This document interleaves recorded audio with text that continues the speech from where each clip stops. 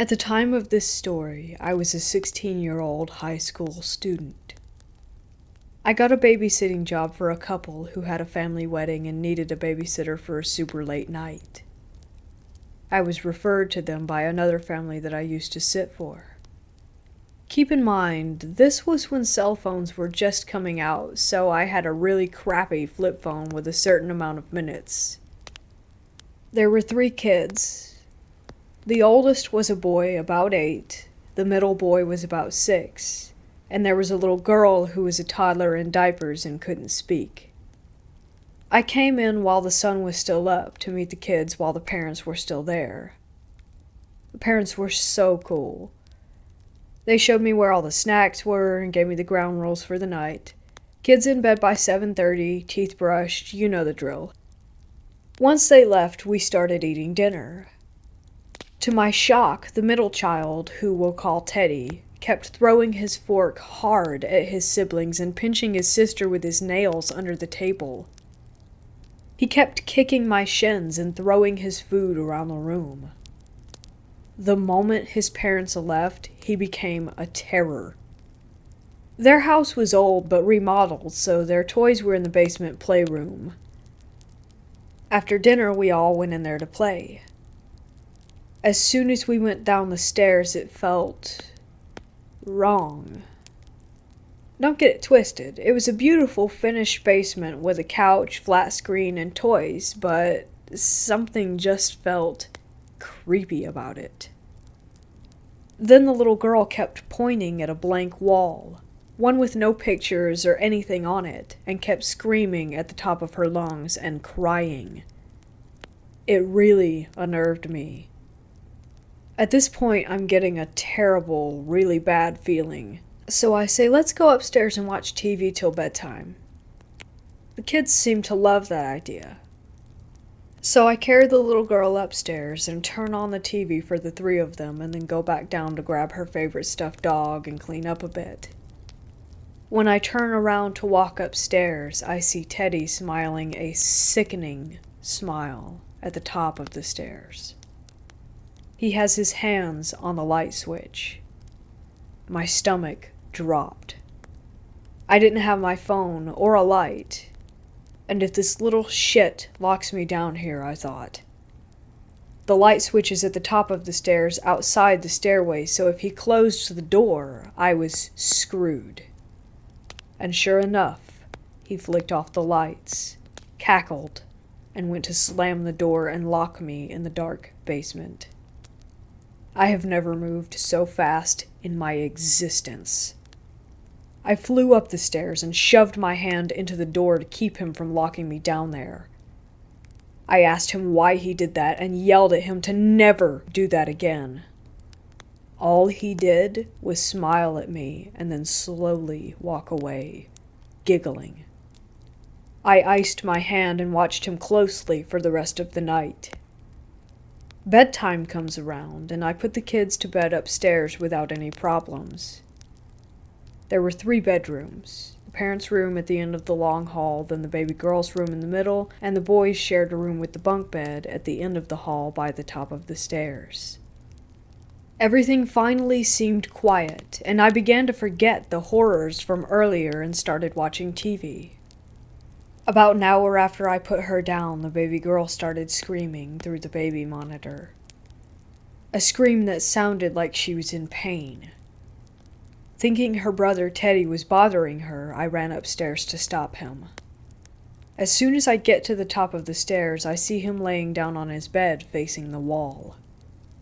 The baby is hysterical and is again pointing at nothing and crying. I am freaked out by now. I rock the baby back to sleep, check on the boys, then return to the living room. What the hell is happening? Am I imagining things? I shake it off and turn the TV back on. This is when the night goes from bad to a total nightmare. Once back in the living room, I start to hear screaming every couple minutes. What sounds this time like a grown man screaming in pain. At first I thought it was outside or maybe a TV or a radio, so I ignored it and kept watching television. But soon it became clear that it wasn't a joke, and it wasn't my imagination. It was coming from inside the house. Then I hear what sounds like little feet running upstairs in the hallway. For a second, I'm not scared anymore. I'm angry that Teddy's out of bed 2+ hours after bedtime. I go to the bottom of the stairs and holler up Teddy's name and tell him to go back to sleep. I don't hear a response, but I do hear the footsteps continue. Then I hear what I think is him run into his parents' room at the other end of the hall. Feet pounding down the hallway, clear as day. So I sprint up there, thinking I've caught him in the act. The hall is empty and dark. I turn, and I find Teddy is sitting up in his bed. He's staring at me again with that sickening smile. I could see his brother was asleep on the top bunk, and I could see that his baby sister was asleep on the monitor in my hand. He gave me the creeps. I told him to lay back down. I go back downstairs to the middle floor. I then hear someone walking up from the basement, and I lost it. I slammed and locked the basement door, and I called my house number. My big brother answers, and I tell him that I'm scared. He puts me on speaker, and I explain everything to my family. I babysit every weekend, and I've never had a negative experience or called them like this, so luckily they believed me. My grandpa, being a super religious man, prayed with me and calmed me down. My big brother got into his car and came to sit with me until the parents got home, but the town I was in was a bit of a drive, so he told me he'd be there in 40 minutes. Even after we hung up, I could hear the footsteps running around the house. I am not a religious person, but I sat on the couch and prayed and cried. I have never been so scared in my life. I was terrified. The parents came home before my brother got there, and they saw that I had been crying. They asked what happened, and I told them everything non-supernatural that occurred because I didn't want them to think I was a crazy person or tell people not to hire me. I just wasn't going to mention it at all. So I just said Teddy was a handful, and that was it. As I was leaving, the dad, in a deadly serious voice, said, "Did the ghost bother you?" I slowly turned to him, not fully believing what I had just heard. I asked him if he was being serious. He said, "Oh, I'm being serious. We've had a ghost problem for a while now. Did you experience anything yourself?" I broke down and started crying when I gave them an honest recap of the night. I told them about the screams that I heard, the footsteps, everything. How the baby was crying at the wall and how Teddy tried locking me in the basement. They believed me right away. The parents said they'd moved into the house about 2 years ago after the old man who built the house died inside of it. He was an actual hoarder and fell and injured himself in the basement and died among his piles. Since no one could hear him scream, they didn't find him in time. By all accounts from the neighborhood, he was a mean recluse of a man. Either way, what a terrible way to go. They said they would wake up every night to things flying off of their kitchen counters and doors slamming. They would hear knocks and pounding in the walls. I was shocked. I asked why they stayed in the house if they knew it was haunted. They explained they weren't able to move due to their jobs and current financial situation. I have to admit that although it wasn't huge, it was a beautifully built home. That old construction kind of home with bookshelves built into the walls and a winding grand staircase. The dad said he would go downstairs every night for a year and say, "Go away. This is our home now. You aren't welcome here," over and over. He said eventually the activity stopped. They said it only sparked up when someone new would stay in the house or when they'd have a sitter at night. They said since I quote-unquote knew the truth now, that they would pay me extra to come back because they could never keep a babysitter. Pfft. Yeah, right, I thought. I am never going back there. But I said I'd be in touch, and I ran out of that house. I am ashamed to say that I never answered their calls again. I felt bad, but there was no way in hell I'd ever return there. I still babysit once in a while, and I've never had any experience like that since. I still think of those kids sometimes, and I really think that Teddy was being affected by the spirit there. I've never encountered a child so cruel, so negative. Thinking of his creepy little smile still sends a chill down my back. I hope they were able to move or clear the negative energy. Either way, it's one night I won't forget.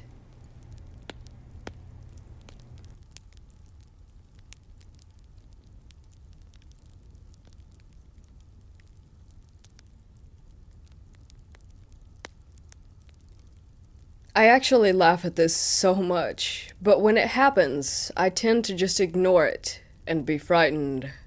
I'm agnostic, and I remember years ago that my friend used tarot cards for reading my future jobs.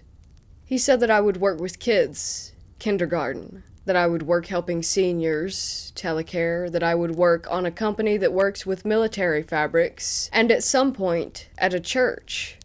When he said that, I laughed like, you have read it way wrongly, my buddy. Me, working at a church? I would burn before I put a single finger there. 2, maybe 3 years have passed, and I'm working not in a normal church, but in the 2 cathedrals of my city, which are famous all around my country. Everything was okay. My job partners are nice. I have a good salary, maybe some little paranormal behavior that we didn't really have to worry about. But due to COVID-19, one of the cathedrals has been closed temporarily. One of us goes there periodically to stay, watch, and wait for the vigilant guard. There are a lot of sounds, whispers, footsteps, light shapes, hard strikes around the place with no logic that scares me a lot. There are big doors that open and close.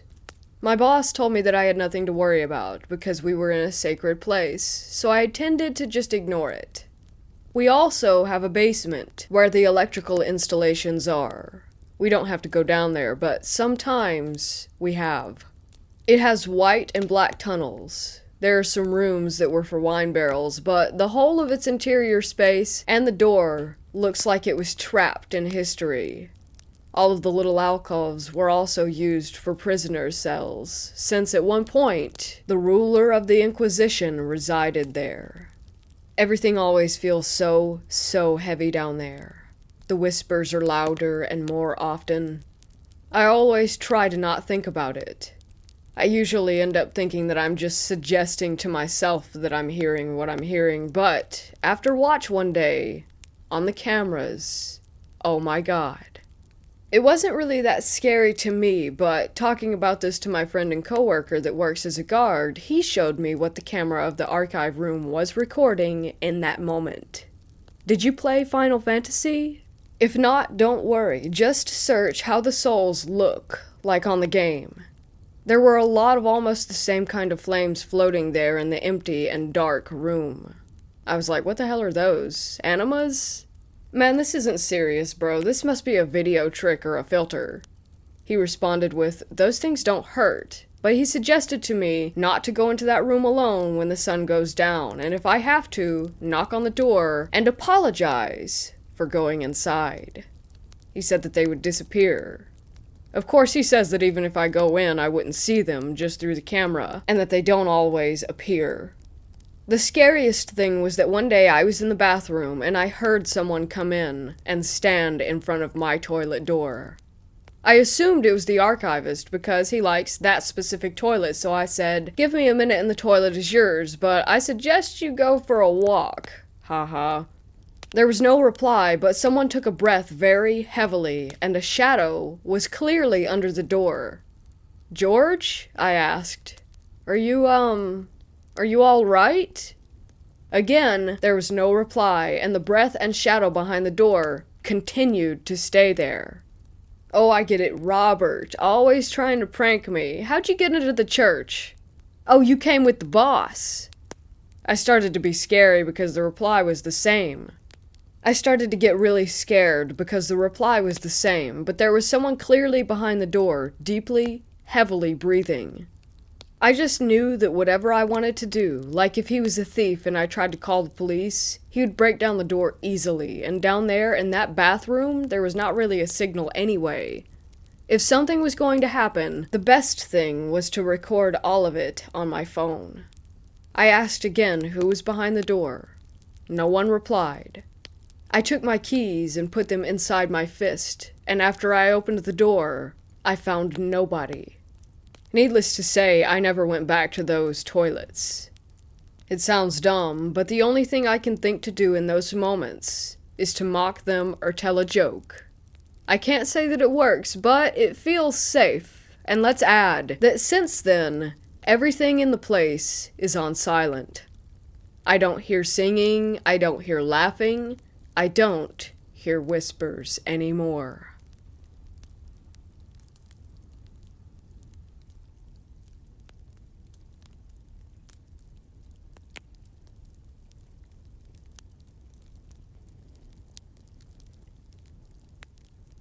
When I was a kid, I lived in a one-story house that had a very small space that you could consider an attic.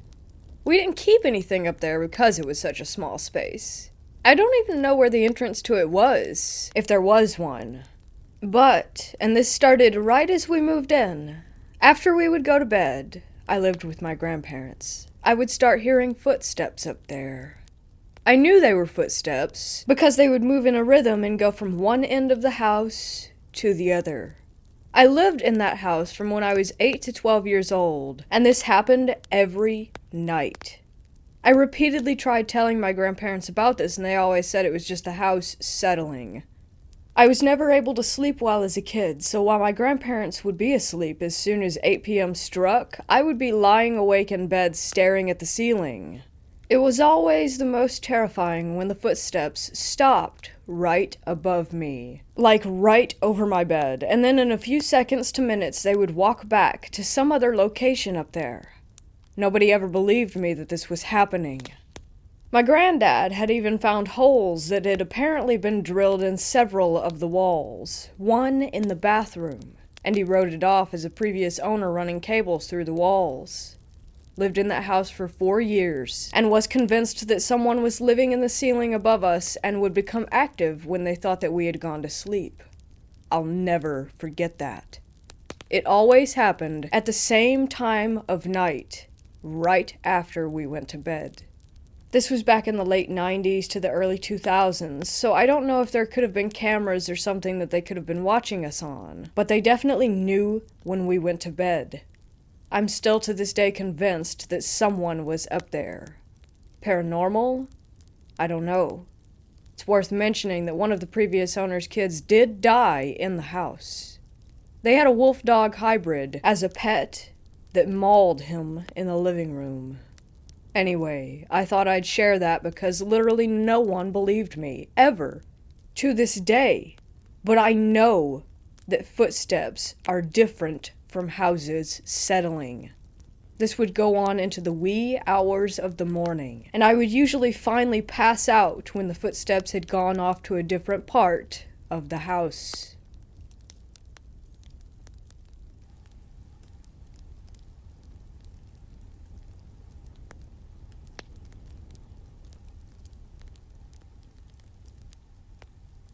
I was 15 when the first time anything paranormal happened to me at this boarding school. For a month, I would have sleep paralysis. The next month, it got 10 times worse. As well as sleep paralysis, I would feel someone or something patting my head. I would open my eyes, and no one was there. This would carry on for a little while, until one night when I had sleep paralysis again and I looked over to the other side of the room and saw a slightly washed out figure of a woman wearing a maid's costume. This happened for a couple more nights until I left that school. I came back to that school for sixth form, the last 2 years of high school if you're American. It all started up again when I was moved into that same dorm, but this time she followed me around the school. In the end, I prayed for her. However, she still follows me around when I wear a certain necklace to this day. The last story I have is about 18-year-old me messing around with a Ouija board. Please don't do this. So my boyfriend at the time was the one who bought the Ouija board. A good friend had just died a couple of months ago. We messed around with it for a little bit until the planchette started to levitate. I somehow went into a trance for what felt like about 30 seconds. However, I got told it was for 5 minutes. When I came out of this trance, I had 3 scratches down my arm. The hand with scratches was red hot to the touch, but the other was ice cold. Of course, we decided to do it again the next night. Something predicted the future. The first thing it said was fire alarm. The next thing was knee surgery. And the last was asylum. As soon as this happened, the fire alarm went off. A year later, I had knee surgery. And then 6 months later, my ex was admitted to a mental facility. I know this sounds far-fetched, but this is what happened. Again, please don't mess around with Ouija boards.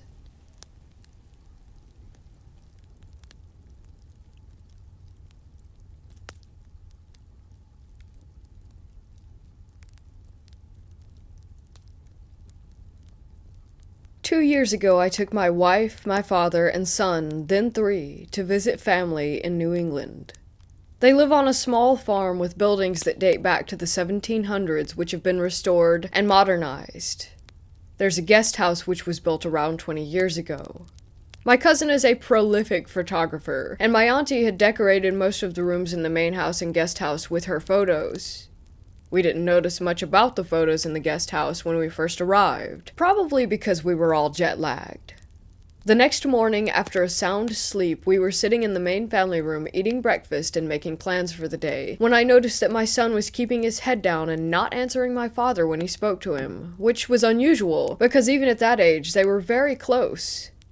I looked over to my dad, and noticed that he was sitting in front of a photo of a room in a rundown house. The room had a large window with sunlight streaming in, casting shadows across the length of the room toward a dark corner. I got an uneasy feeling from the photo, but didn't think much more of it.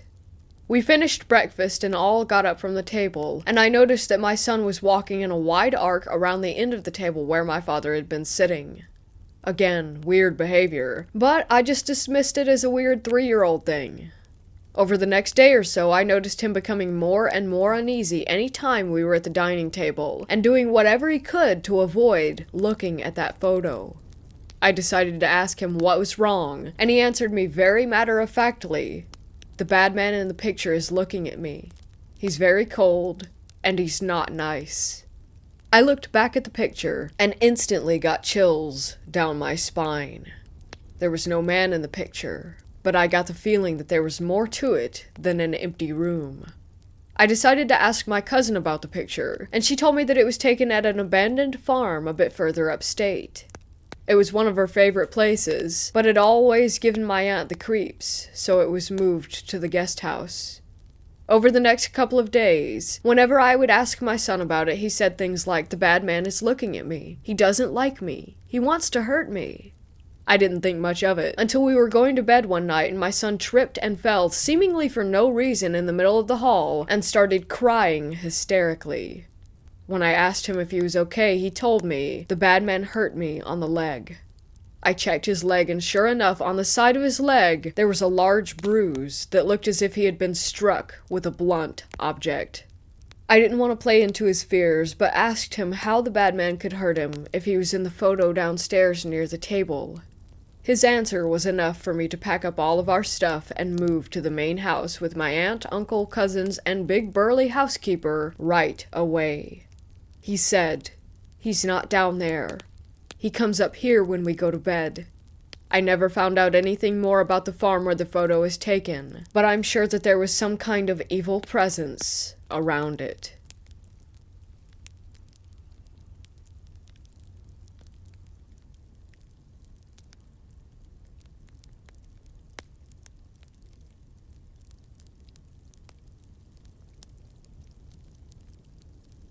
My mom and I moved into a house when I was in the 5th grade. For the record, I'm 25 now. And there was a room in the attic that looked like it was actually built to be part of the house and not some makeshift DIY room. The attic was also not your typical attic with a pull-down door, but a walk-through door. Anyway, the layout was that it made an L shape, and all wooden, and the room was obvious at the end of the L. We used the attic for Christmas decorations and whatnot. But anyhow, on with the story. I turned the room into my little hangout area.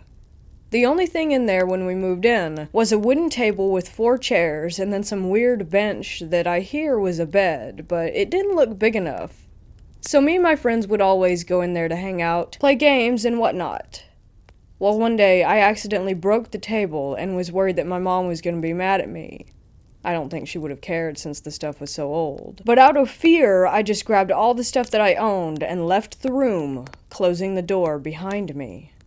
I think I remember once going back in there a few years later, like 9th grade maybe, but never actually spent an extended period of time. I would always stack the Christmas decorations in front of the wall and door to it. The year before we moved, we decided to move everything into the garage after Christmas for my senior year in high school. That way we didn't have to deal with it when the movers showed up. We never used the garage anyway, but got rid of lots of stuff the year prior, so we had plenty of room. That was the last official time I saw the door. But the absolute last time I stepped foot in that house, the stuff was all packed away, on the truck preparing to leave, and I was doing one last walkthrough when I decided to go into that room and make sure that I didn't forget anything and leave it behind. I went to go to the attic, and it was missing. Nothing but a blank wall. Like there was no way a room could have ever even have been there. I was shocked and asked my mom, but she had no idea. I even called my friends to verify, and yeah, they all remembered the room, but she didn't. It was odd. Very odd. I never felt anything weird about the room at all. Like, I'm pretty sensitive to paranormal stuff, and this just seemed like some random room. The house, in my opinion, was haunted because a guy hung himself in the living room, but I don't believe that that was connected.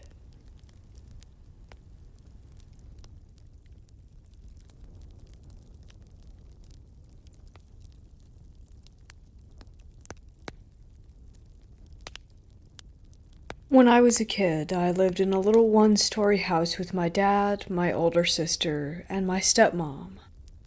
It was a nice and quiet place. We had hardwood floors and there was a hallway leading from the living room into where the bedrooms were. It was a rather dark hallway which turned to the left and led to a guest bedroom and my parents' bedroom.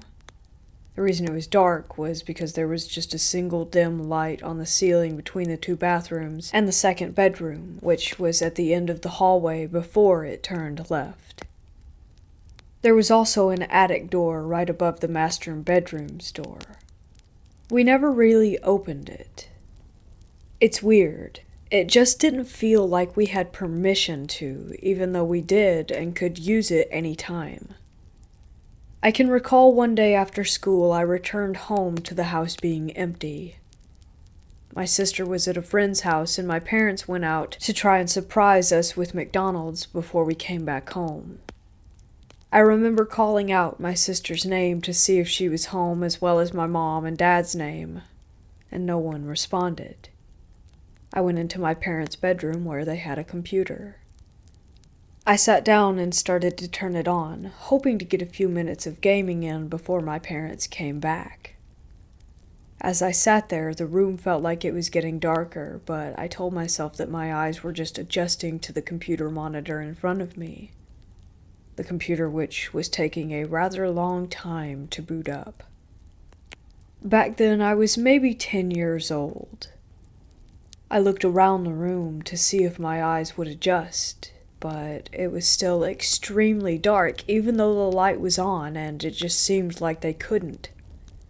It also started to feel colder and colder, and when I looked up again, the ceiling was completely black, and the darkness shrouded the light above me with a thick black haze. Immediately, I looked back at the computer to compose myself and tried to ignore it. I told myself I was just a kid that was creeped out for no reason. As I focused on the monitor, the room was cold and quiet. And suddenly, a woman's voice whispered shortly and sternly, my name. I could feel the wind on my ear and the pressure of someone holding my shoulder. I bolted out of the room, and moments later my dad came through the front door smiling and holding a kid's meal in his hand, asking me how my day at school went.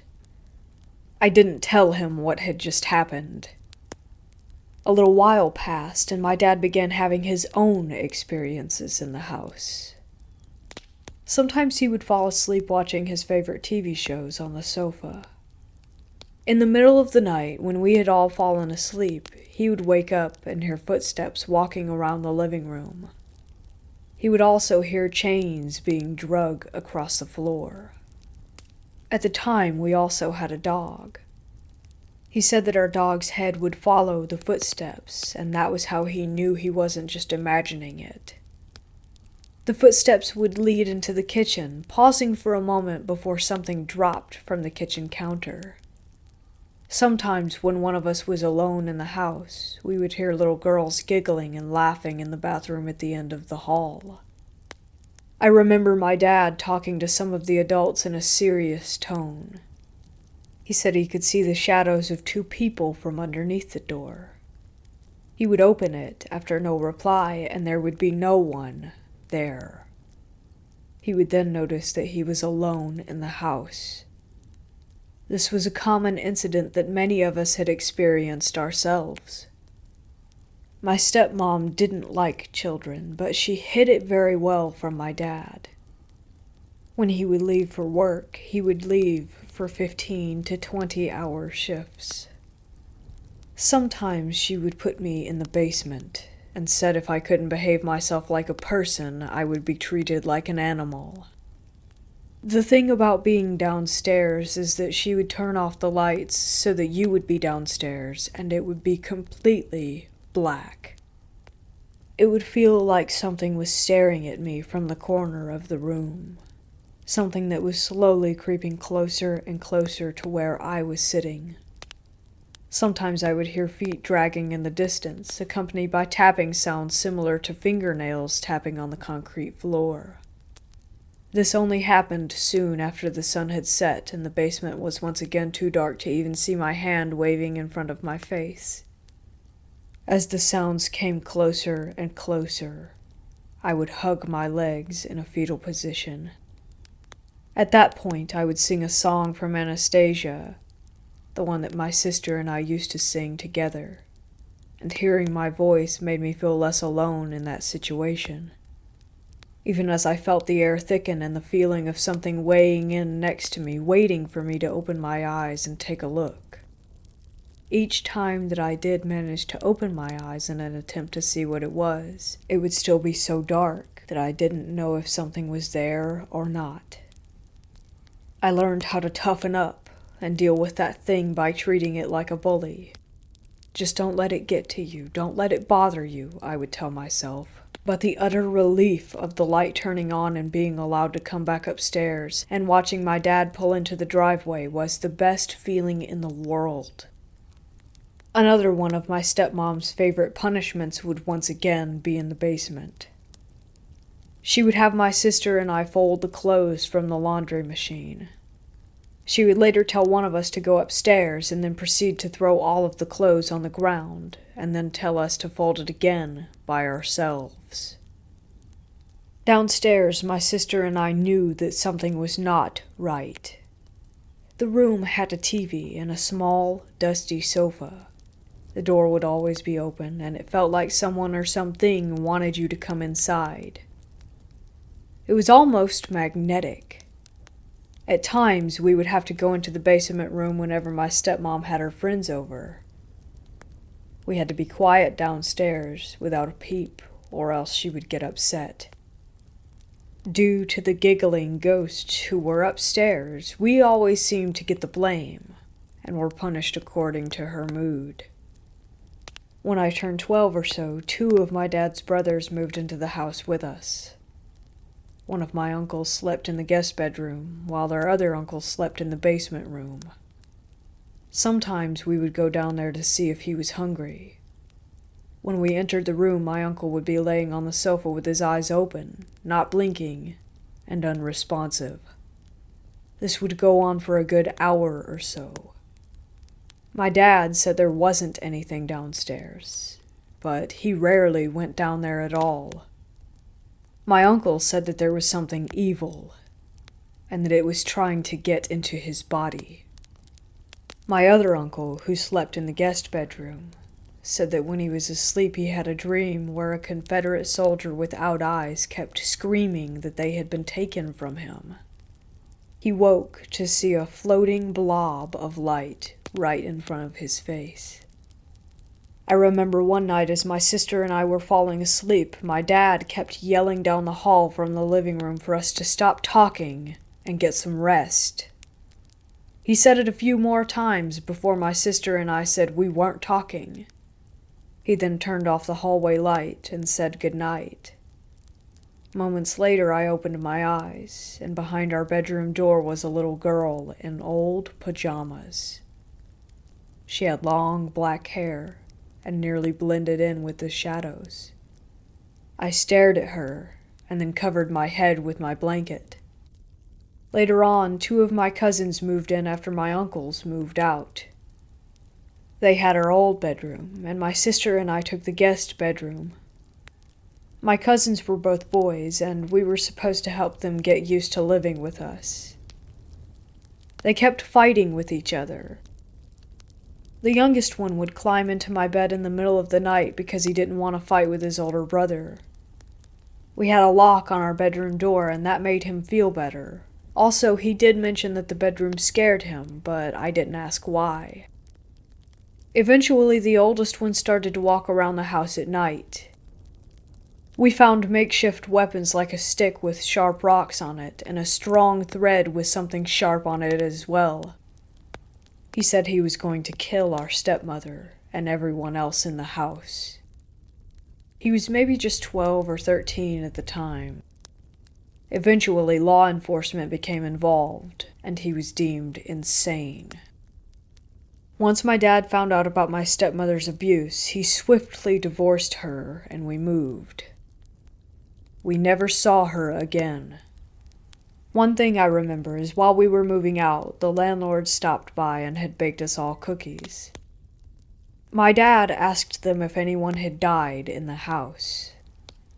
The landlords were shocked and said, "Yeah, there was an older lady who died from depression upstairs in the attic." They then asked my dad how he knew. He told them about our experiences. They also mentioned that the house was built on an old battleground. To this day, sometimes I drive past the house and think about knocking on the tenant's door.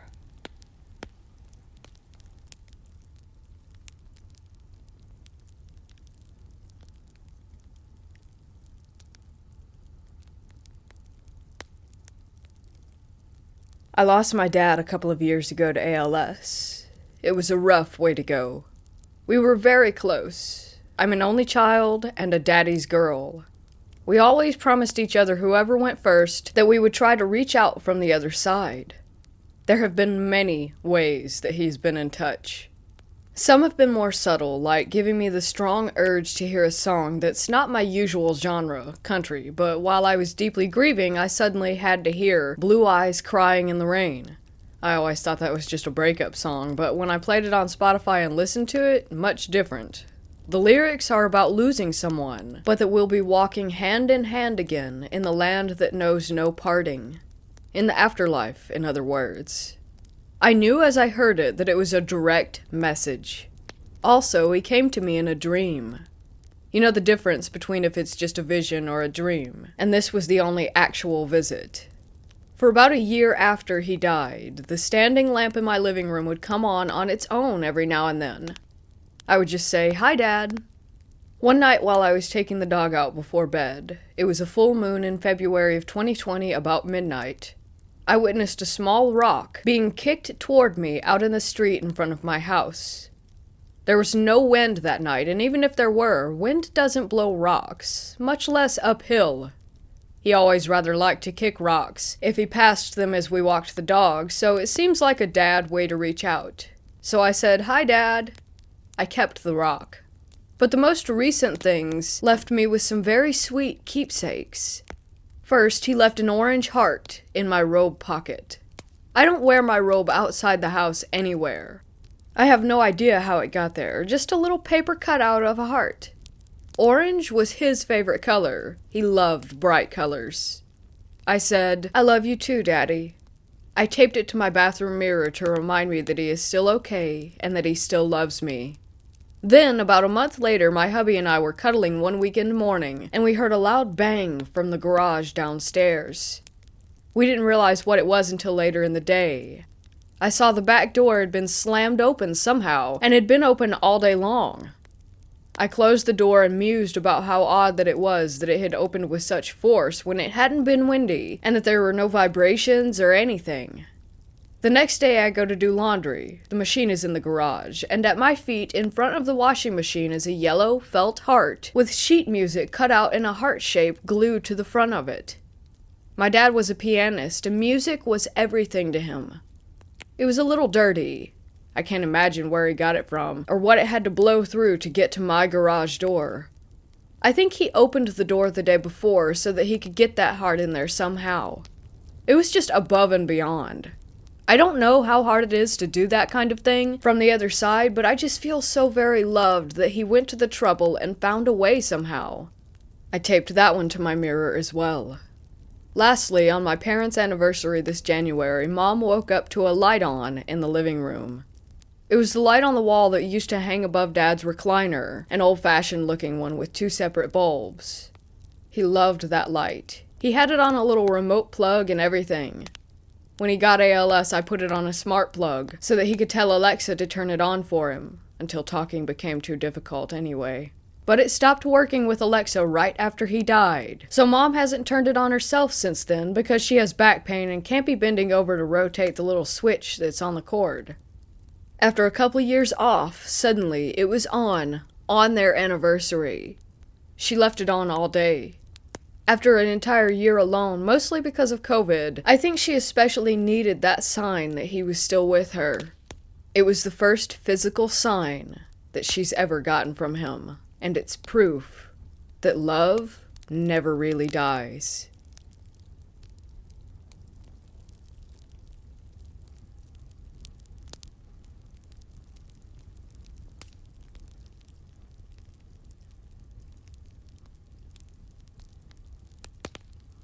About 10 years ago, I moved into a new home in Indiana with 3 roommates. I won't go into too much detail about where the home is located out of respect for my former roommates, one of which still lives there. I will say that it is located in a very old part of town, a few blocks off of one of the very first main roads that used to be in the town, that was settled in 1846, I believe. Anyway, this house was definitely not what comes to mind when you picture a haunted house. It was built sometime in the early 80s or early 90s. It was pretty ordinary looking. 3 bedrooms with a small loft area, tiny bathrooms, and not a whole lot of room for 4 adults to spread out. But when you're a college student in your early 20s and have the opportunity to split rent 4 ways, this seemed perfect. We had all our own tiny little spaces, shared a kitchen and living room, and spent most of our time just bullshitting around the dining room table. The house was owned by an older couple who lived in a city about 20 minutes away. They began renting the home out to help finance their retirement. They were sweet, and pretty relaxed on any rules for the home. They told us right off the bat that they were not physically fit enough to do any maintenance or repairs on the house should anything go wrong, so we were told to call them with any issues, and they would send over their handyman, or whichever professional was needed. They never came to the house. Not once. We paid rent by money order through the mail. I didn't find this strange at the time. The first weird event occurred about a week after we all moved in. We all worked the night shift at our respective jobs, so the house was empty all night and we arrived home around the same time early in the morning.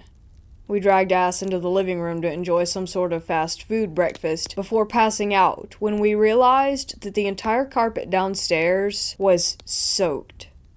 A pipe had burst beneath our dishwasher during the night and flooded the kitchen, dining room, and living room. Our landlords had the floor replaced within a week, and we went on with our lives.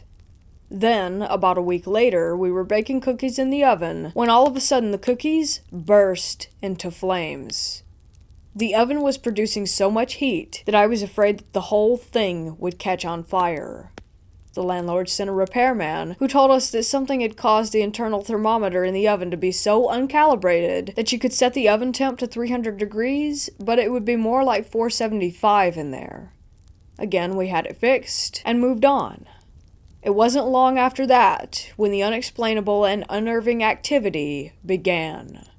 The ceiling fans in the rooms would turn on randomly and they would spin so hard that they would rattle and shake to the point that it looked like the thing was about to fly off of the ceiling. Every room was equipped with button switches. There are 4 buttons on the wall, 1 for the light and the other 3 for various speeds for the fan.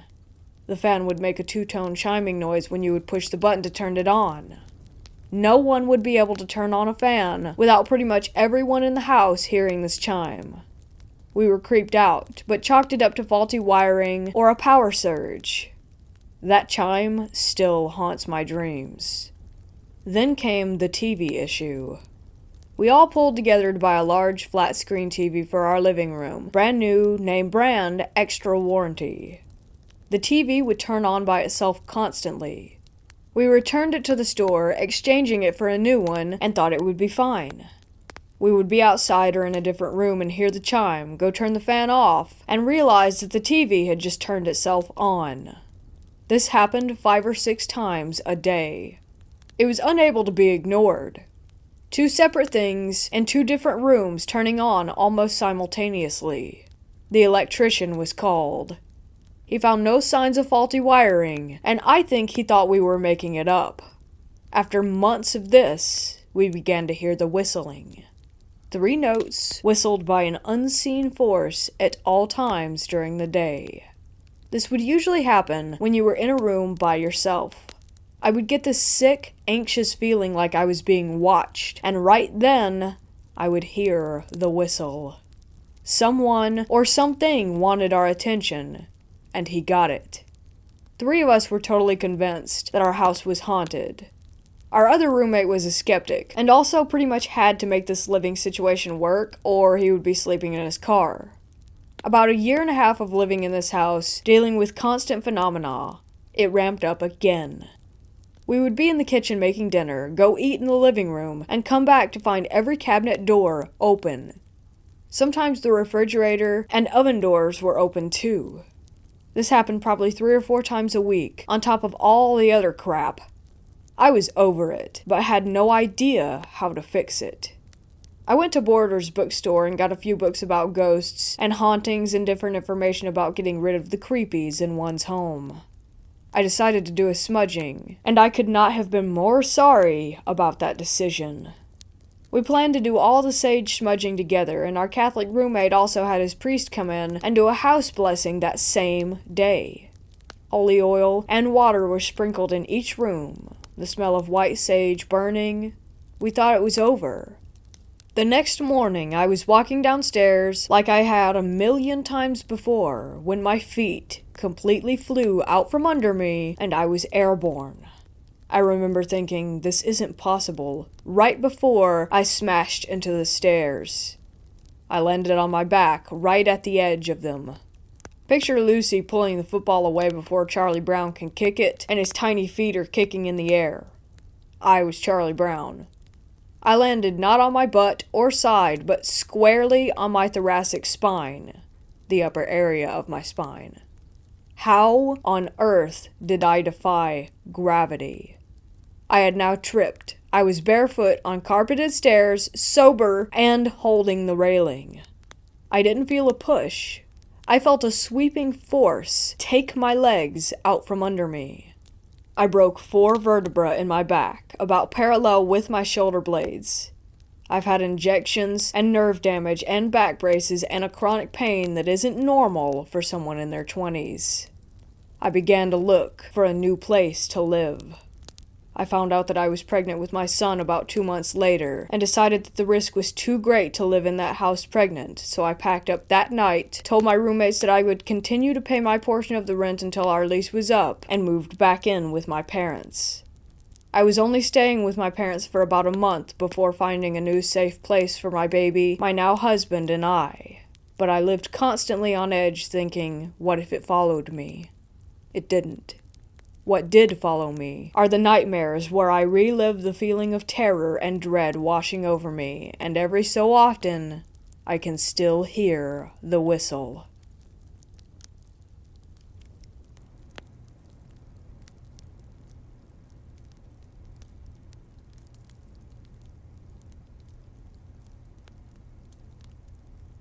I would like to share my recent experience. This is absolutely true and in no way fabricated. I have been shaken up immensely and my perspective on reality has definitely changed. I live in India and my family is Protestant Christian. My upbringing and the things taught to me in terms of faith have included an aspect of the supernatural and the spiritual. Though it was always told to me that demons and spirits of darkness exist, I was always a skeptic. I believed in proof, evidence, and logic. In my opinion, exorcisms were staged and everything about it was fake. Until I had what seems to be my own personal experience with the demonic. This happened about a week ago. I was on my bed, playing a racing game on my phone at 2 a.m. The lights were off, and the only light was that of my phone. I usually put my AirPods on and keep my volume on full as I enjoyed the loud engine revving sounds of the game. I started feeling an ache in my back, and this made me think I was having another bout of kidney stone pain. It runs in my family. My way of coping with it is to just ignore it and move on with things. I've had multiple stones in my body, so I have learnt to manage the discomfort well by now. As I continued with the game, I started feeling breathless as the air was heavy. It came to a point where I thought something was definitely wrong. There was a dull pain in my stomach and head too. The sounds and music of the game I was playing became very muffled and scary. I managed to pull out my headphones and lie down. I laid out on the bed, on my back, looking up at the ceiling, wondering what was going on. My wife is working abroad for now, and I really wanted to ring her. I was not able to do that, however, because somehow logic and common sense had taken a back seat at that moment. I just wasn't able to think clearly. My palms and forehead were covered in sweat, and felt crushed, like under weight of something terribly heavy. I honestly thought I was about to die. My mom had visited me in March of this year and has not been able to since leave and head back to her own house due to the lockdown. So she was sleeping in the guest room and usually fast asleep at that hour. My mom is a very deep sleeper and rarely gets up for anything in the night. During all this madness that I was going through, she just woke up and came to my door and knocked. I heard the knocks, and I wanted to say, "Please come in and help me," but my mind was too confused to do anything. She heard some groaning-like sounds coming from me and decided to let herself in. When I looked at her, I wanted to say help, but apparently I kept saying, "Just let me be. Let me die in peace." My mom told me this later. When she saw me in the state that I was, without any hesitation, she touched my head and said, "In the name of Yeshua, I bind you, rebuke you, and cast you out." I felt the immediate sensation of wanting to puke. I rushed to the loo and did so. Instantly, I felt better, and my mind began working correctly. I could think straight and had no trouble breathing. The whole recovery didn't take more than a couple of minutes. While I know that this can be dismissed as a simple case of indigestion or acidity, food poisoning, or even an anxiety attack, here are some reasons why it's got to be more. 1. The probability of my mom walking in that time was very low. Later, when I asked her why she came in at that hour, she simply said, "Because I felt like I should," like a prompting in my spirit. 2. Why would I say things like, "Just let me die"? Any person in need of medical attention will cry for help rather than wanting to be left alone. 3. Why did I need to puke just after my mom said those words? 4. I had eaten dinner at 5 p.m. If it had something to do with that, why would it surface at 2 in the morning the next day? And 5. About a month before all this happened, I had a nightmare about an entity in my room. Something that looked like a black being with red eyes and teeth like a wolf, grinding its teeth at me or making low-pitched growls. I was scared after that, but I had dismissed it and moved on. I am really beginning to think that what I went through was a spiritual demonic oppression, which retreated due to the compulsion from a higher spiritual authority.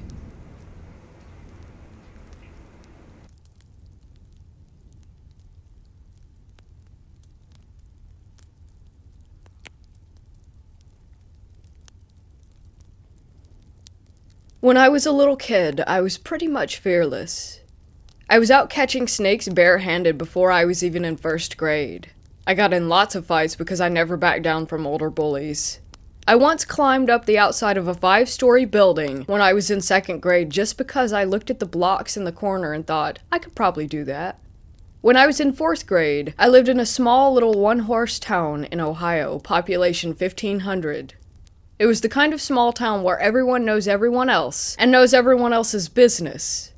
When I was in the 4th grade, my older sister, by 2.5 years, and I went out trick-or-treating.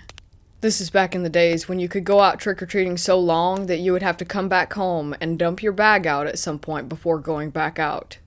Everything was going completely normal, and we were having a great time in spite of the fact that she and I don't really get along that well.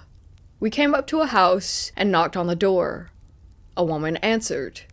Before we could even say trick or treat, I was hit with such a wave of absolute terror that I immediately turned and ran away as fast as I could.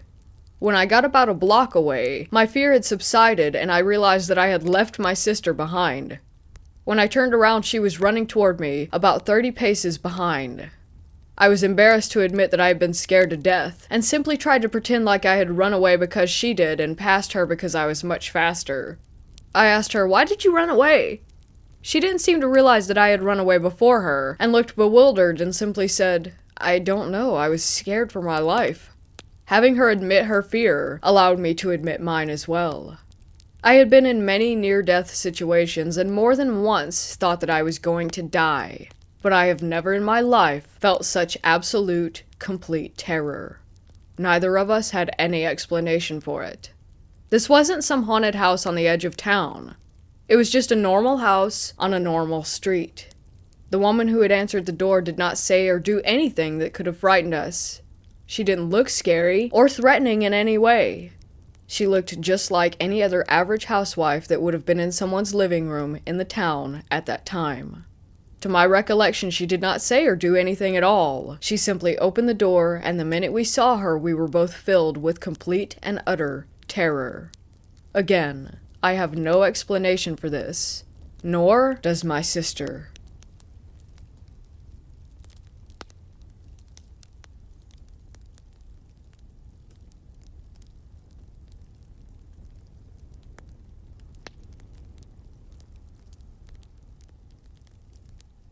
I'm not saying we have a ghost, spook, or spirit, but something phenomenological is definitely happening in our home.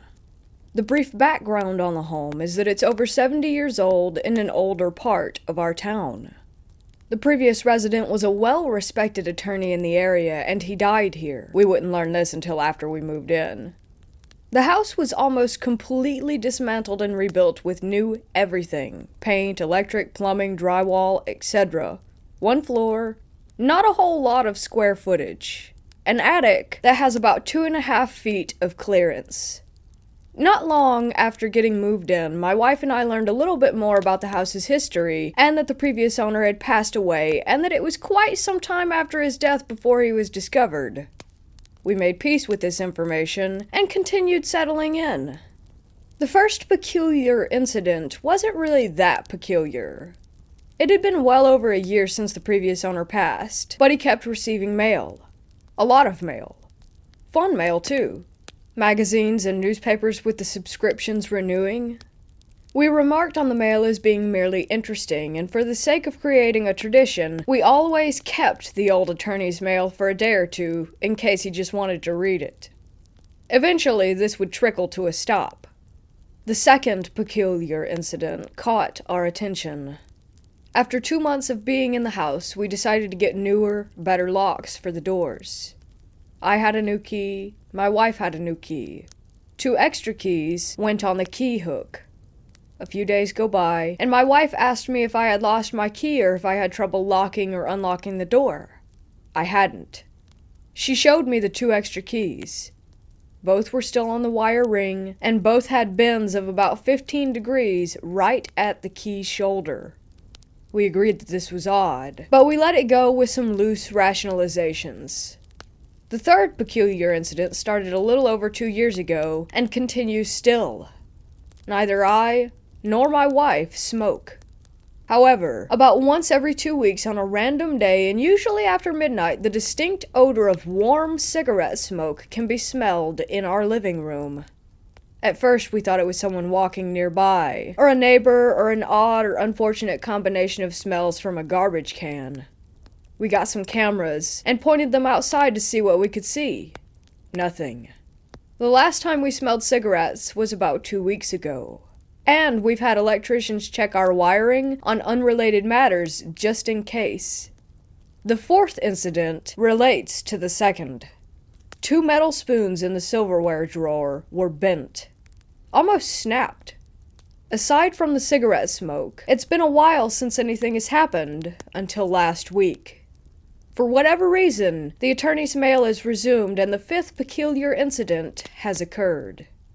I work out in the woods, and my wife now works from home in the company of our 2 cats. In a flurry of texts and phone calls, she told me that it sounded like someone was running around upstairs, as if they were rushing across the house to answer the phone, was how she described it. We've had squirrels in our useless attic and the occasional tree branch. The footsteps exceeded both of those. The 6th and most recent peculiar incident is equal parts mundane and intriguing. We have a favorite spatula. Yes, we do. Some of you reading this probably have your own favorite spatula, spoon, fork, pot, pan as well. We used the bright robin's egg blue utensil to make our Thanksgiving dinner and set it aside with the rest of the cooking detritus. That evening, and the following morning, the kitchen is cleaned and everything is put away. Sunday began the greater holiday baking season, requiring the favorite spatula. Except, it was missing. The ceramic container where the utensils are stored has everything else, Red things, green things, metal things, wooden things. Visual inspection of the surrounding area results in zilch.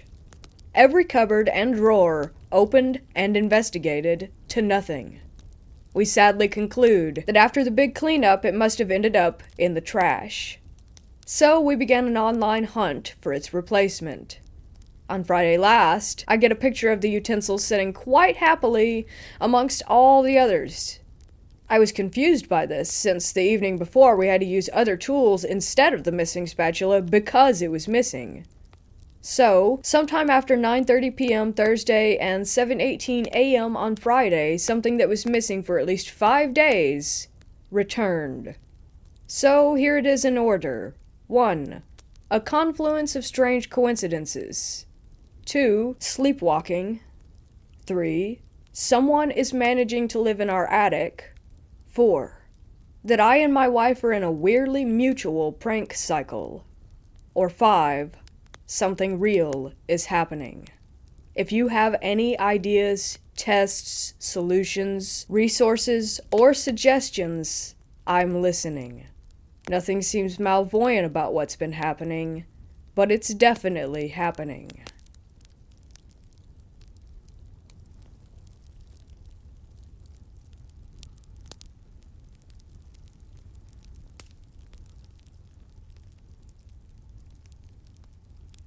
I'm living in an older century 3-story house in a small town in Ontario. I was laying on the first set of stairs beside the front door next to my dog, I think taking his leash off for a walk. He's a big boxer shepherd full of love. Anyways, I hear this very loud and unusual sound, like something has come loose or broken. I'm home alone. I actually thought maybe it had come from the basement because I was so close by there. But then I realized that it was not, because the sound had gotten further away. I went up to the 3rd floor, which is actually like a split level with 2 empty rooms. Both remain empty since we've lived here, my wife and I. I go upstairs, not sure what I was expecting, but generally am a very logical human being. We have old bedroom doors with skeleton key handles, and when I get upstairs, I see that one handle is literally shaking up and down, almost vibrating. It didn't just go on for a couple of seconds. Remember, it carried on from when I went to check the basement and went upstairs, and now, as I was staring at it, it continued to vibrate. I grabbed the handle to make it stop, which it did completely. I opened the door to see nothing there and nothing in the room across either. We keep both doors closed, and the windows closed, and also the vents closed because we don't want heat or cool coming up to a floor that we don't even use. To this day, I have not figured out what caused this, and it hasn't happened since. Note, I don't remember any behavior from my dog. He may have been a bit timid, but he gets like this whenever my mood shifts to anxiety. There's one other experience that I had in our home. Our dining room is attached to the garage, and it is not a proper exterior door. It's another old, beautiful wooden door with a skeleton key and all. One day as I was cleaning, I shut the door just enough so that it was closed but not fully sealed, which I do this all the time. I went to my bedroom and heard the door to the garage swing open. Again, no other surrounding windows were open that could have made the air shift. Nothing was different than any other day when I do this. One other side note, my dog is terrified of our rocking chair. It's an old one that I had spray painted black. Never thought anything of it because honestly this dog is kind of scared of everything. He doesn't like certain flooring, which I'm assuming is because he must have had a bad fall at our old house or something, because even if I put a big piece of meat treat for him across a tiled floor, he won't enter. And yes, we trim his claws, so I'm thinking it's a bit of trauma or a phobia. He's a big baby, so it's probably nothing but just another weird thing to the house. Any ideas on the shaking handle, though? It was aggressive, and even if something was in an empty room, something, say, fell on it, causing it to shake, why wouldn't it stop?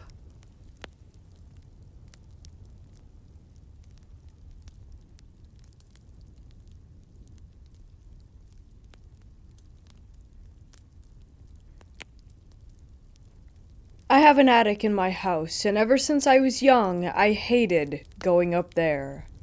It was dark, because there was no light, and it was always absolutely freezing. It had a really bad energy, and my anxiety would skyrocket whenever I had to go up there with my dad.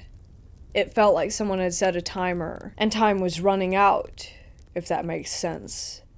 It was like I had to get out of there ASAP, or something would happen. In 2016, my parents decided to convert the attic and make it into their bedroom. After this happened, I noticed a lot of unexplainable events. One day I was off from school and I was home alone.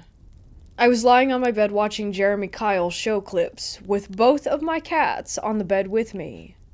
Then I heard what sounded like someone walking down the stairs from the attic.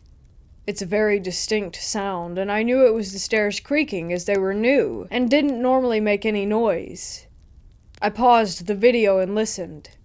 I didn't hear anything, so I continued watching, now a little on edge. 2 minutes later, I heard the footsteps again. Peanut, my cat, started hissing and meowing and went to the end of my bed and hid. At this point, I was tearing up. I somehow managed to get out of bed and pull my dresser in front of my door. I sat in front of the door and called my dad, sobbing. I explained to him what was happening and he said, "Go out of my room and look."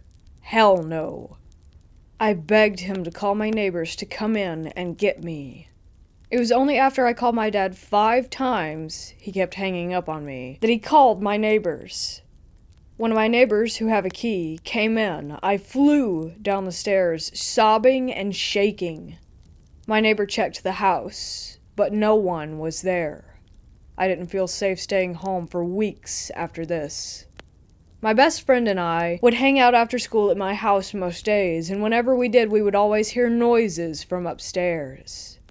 One time in particular, we were in the kitchen making noodles, and we heard banging. I assumed it was my cat and didn't think much of it. My friend then shushed me and said to listen. From upstairs, I could hear the sound of someone opening and closing a chest of drawers and slamming my wardrobe open and shut. Now my cats are loud, but how on earth does a cat open up a drawer? It's a very distinct sound. We ended up waiting in my back garden holding a paint scraper and a knife until my dad came home. This is by far one of the scariest ones. My dad called up the stairs to me and said he was going to the shops. Once he left, I went downstairs to grab some food. I asked my sister if she wanted anything to eat, and she said yes. She was in the front room, so I was talking to her from the kitchen. My dad knocked on the door, and I yelled at her to get it. She didn't. I went to answer it, giving it to her for being lazy. When I opened the door, in came my dad and my sister. After months of noises, banging, hearing people talking and walking around when I was home alone, I was sick of it. I felt anxious to be in my own home, and I had other things to worry about. So one day I decided to try to talk to whatever it was that was in my house. I didn't use a Ouija board. I just sat on my stairs and had a chat, I guess. I told him that I respect that they were in this house before I was, but that they were scaring me and stressing me out. I asked if they would be able to leave or at least stop frightening me. After this, I've never had anything happen in my house. No banging or noises. I think that it was the spirits of the previous owners, a nice elderly couple who sadly died in the house of natural causes.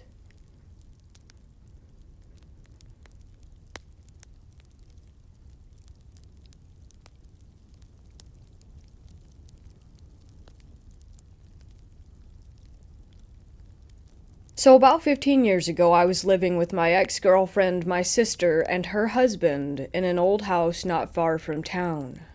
Within the first few weeks of living there, strange things were happening regularly. Lights going out randomly, noises upstairs. At one point, one of the windows at the back of the house was cut. Like someone had went in with glass cutters trying to break in, but gave up on it and left. Creepy stuff like that. That was bad enough, but things got pretty severe as time went on. One week in particular was truly insane. The first thing that happened that week was on a Tuesday night. Everyone was working, and I was home alone watching TV when I noticed that our cat was acting really weird, backed into a corner, and arched up as though she was scared. When I went to get up, the electricity went out in the house, and it was pitch black inside. The second that happened, I heard really loud footsteps running down the stairs toward me. I got up and braced myself for whatever it was, but there was nothing. I gathered myself and went outside to the front garden to check if the other houses' lights were on, but my house was the only one that was dark. I went to the fuse box to reset the trip switch, and all was back to normal. A few days later, I think it was a Tuesday, we were all sitting in the living room watching a movie and eating a pizza. The lights were on, there was a good atmosphere in the house, when out of nowhere, a massive bang happened upstairs. We go up to check it out, and I went into our bedroom and saw that my bedside table was in the middle of the room. But the worst and last thing that happened to me was on a Saturday night. I'll never forget this. It still gives me chills when I think about it. We go to bed, everything's normal. We watch a bit of a movie and fall asleep. I wake up facing the wall and glance at the alarm clock. It reads 3:13 a.m. I turned over to go back to sleep and saw my ex standing in the center of the room. Confused, I begin to sit up and ask her what's wrong. But as I start to sit up, I realize my ex is asleep in bed next to me. A surge of fear runs through my core, and I'm frozen to the spot. My eyes adjust, and I just barely make out the figure. It was a young girl in a nightdress with a cartoon character on it, soaking wet, with her head looking down at the floor. I could hear the water droplets landing on the carpet, and I'm just sitting there totally in shock, unable to believe my eyes. After a couple of seconds, her apparition melted away and faded out of sight. I got up and turned on the lights and tried to tell myself that it was just a night terror or something, but the problem with that was that there was a wet patch where she had been standing. We moved out shortly after that, but I can still picture her to this day. Creepiest thing I've ever experienced.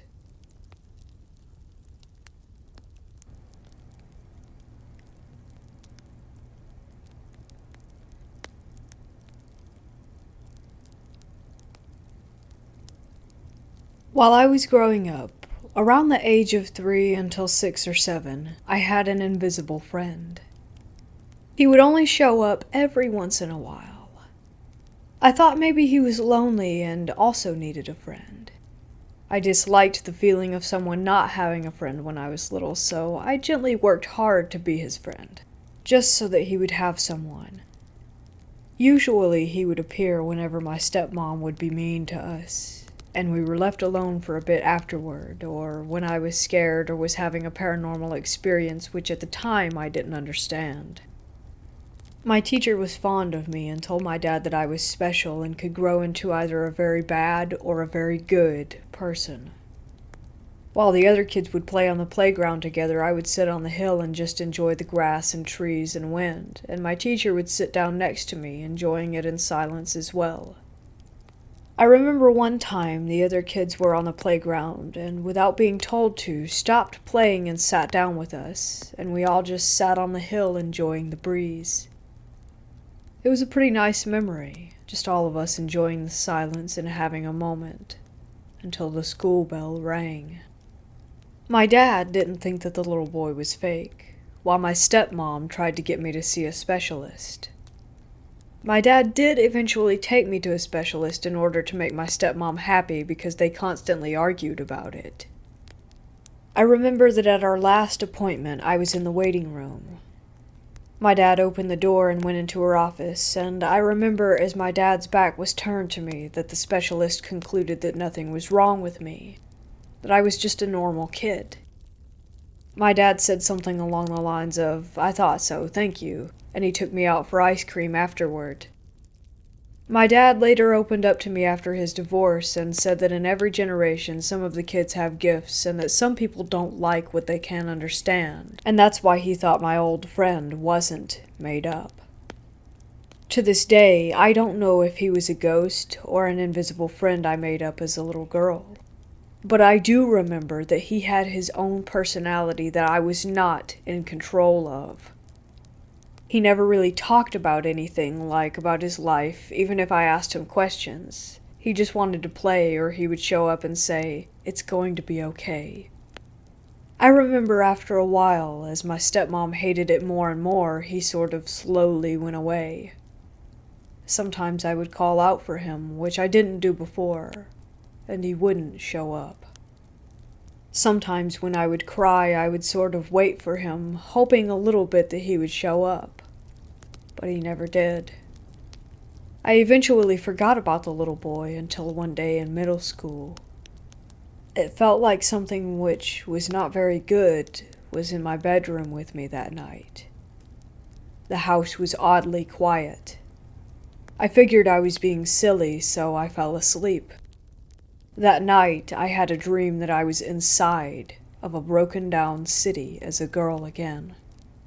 It was a misty night with puddles on the road. I could even feel the rain falling lightly on my skin. I remember that my hair was wet. The city seemed to be empty. The street lights looked old, and there weren't any lights on anywhere. Many of the building's windows were broken. Inside of the rooms were dusty and unkept. I also noticed that there wasn't any furniture inside of them or lights or doors. It was just rooms. I called out, and my voice kind of echoed as the rain tapped the ground. I noticed rather quickly that I wasn't alone. Something heard me. As a figure of something slowly crept in the distance on the street behind me, I looked closer, but it wasn't a person. I heard a loud screech, and I instantly started to run as fast as I could in the opposite direction. Whatever was inhabiting that city wasn't expecting me. Suddenly, I was being chased by a bunch of shadowy, semi-human-looking things. They ran fast and would jump from the wall of one building to another building, clinging onto the sides, the bricks falling and hitting the streets and the sidewalks behind me. They nearly caught up to me until I turned the corner and started to run over to an old wooden fence on the outskirts of the city. I felt the water on the grass, and I think I slipped at least once. I saw the little boy on the other side of the dark brown, worn-down fence, and he said, "Take my hand." I did, and as we ran away through an open field in an attempt to reach some woods on the other side, those things were moments away from catching us. Their claws dug into the ground. Some of the speckles of dirt flew past my face. Then I woke up. On my ceiling above my bed, there was a huge man in armor and medium-length brown hair. His hair moved, and little parts of his clothes moved with it, as if they were submerged. But it didn't look to me like he had been near water. He had a silk cloth. It was either red or purple.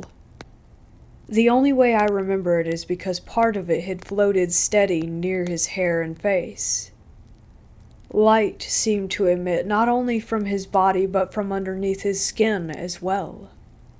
As I looked at his face, he had an expression of warmth and calm, and it felt like we knew each other. He seemed so familiar. Only the area from the top of his head until about his waist or a little below it could fit within the space of my ceiling. I remember his eyes. It was like he were trying to tell me something. That he was the little boy the entire time, and it was going to be okay. The only way that I can describe the feeling of familiarity I had is, you know the feeling when you see someone after a while, and you realize you knew each other when you were kids? Eventually, after what felt like a longer time than what it probably was, the man faded away, and it was just me in my empty room. That morning when I went upstairs to fix myself some breakfast, my uncle was talking in the living room about having a dream. I didn't really catch what his dream was about, though. until he mentioned that he woke up in the middle of the night when he heard aggressive scratching and banging on his door. My dad didn't believe him, so he brought my dad and my sister and I downstairs to show us that it was true, to show my dad that he wasn't making it up. There were long, deep scratches on the other side of his bedroom door from the hallway. I can't explain what happened or what had made those scratch marks. I usually don't open up about my experiences. I honestly haven't had the courage to until a few days ago. Rarely have I shared them. I still haven't told my family about my dream, or the man I had seen either, but they still talk about the scratches.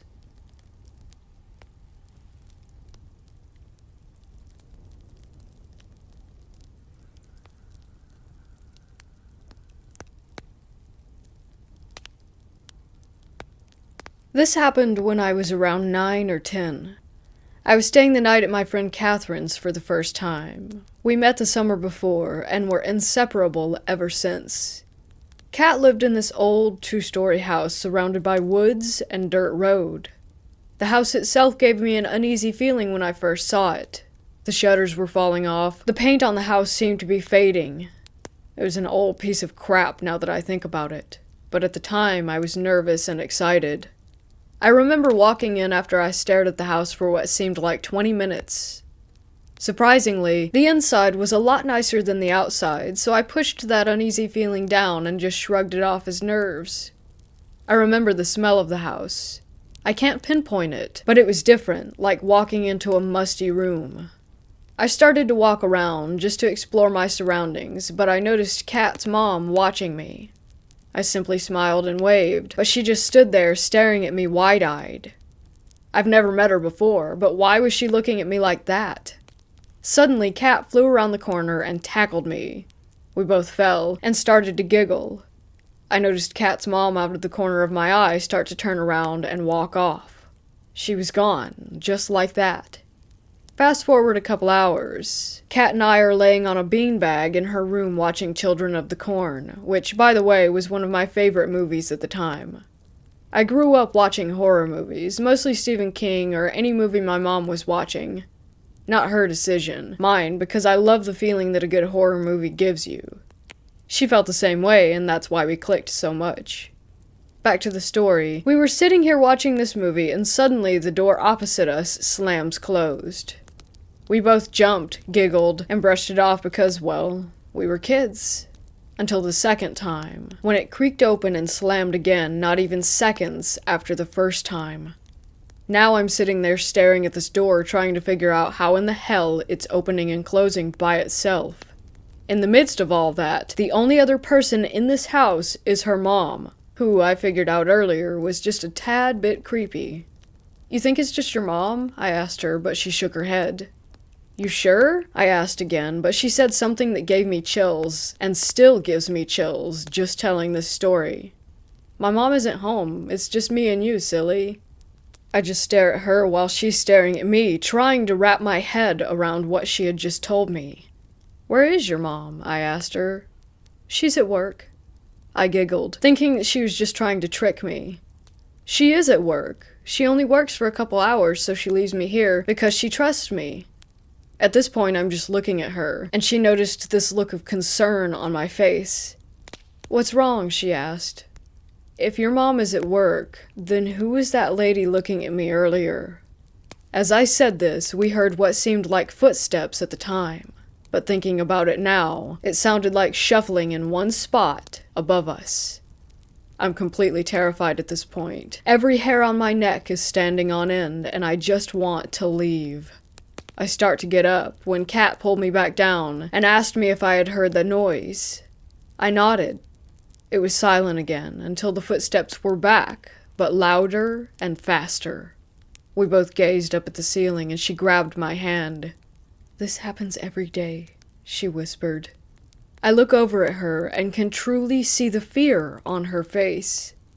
The footsteps stopped and she looked at me, her face flushed white. "Is there an attic?" I asked. She pointed up toward the ceiling. Well, maybe it's just squirrels or birds, I kept thinking over and over. You ever notice when you're really quiet? That's when you can hear almost everything around you. Imagine if you're sitting in a house with your best friend alone at 10 years old and you hear the giggle of a 3-year-old child. Mind you, she has no younger brothers or sisters. We were completely alone. Kat was just as scared as I was. I remember thinking that I just wanted to get out of the house. Just grab her and run out the door. At least we would feel safer and less scared outside than we would in. "Want to hear a story?" Kat asked, pulling my mind back to reality. I nodded. Well, this house used to be a daycare. There was this lady that would watch the kids, and one day she just locked them in the attic and then hung herself from a rope in the kitchen. They all died because the kids were hungry and thirsty and no one found them for months. In this house. My heart started to pound. My eyes were wide with fear. "It's true," she said. "I've seen them, the little kids, every day. But I never saw the lady, but you have. Earlier." After she told me this, I don't remember much else aside from running out the door of her room and making it outside that house. Kat followed, begging me to stay, but I just had to leave. My stomach felt like it was in knots. I felt like I had walked into a horror movie myself, and just wished that this day had never happened. Fast forward to years later. That was the last day that I had seen or heard from Kat. I remember her always coming to play outside at my dad's during the day. I remembered what she looked like. I remembered meeting her parents and seeing them out in public. I'm now 27, and I can't seem to find any proof that she even existed.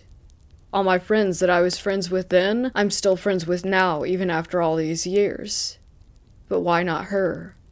I drove by that house maybe 15 times, and still wonder if maybe she was just one of the ones that never made it out.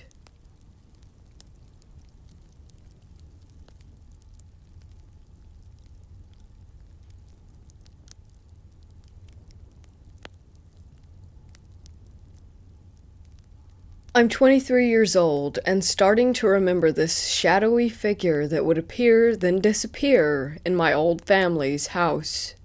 1 second there would be nothing, then the next instant he would be right beside you.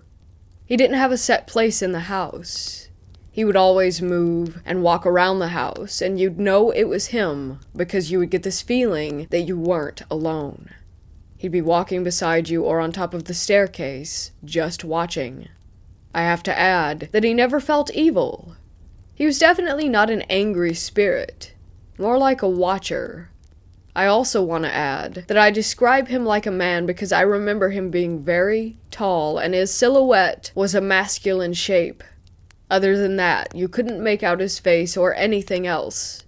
He seemed like he may have been cloaked or hooded sometimes, though.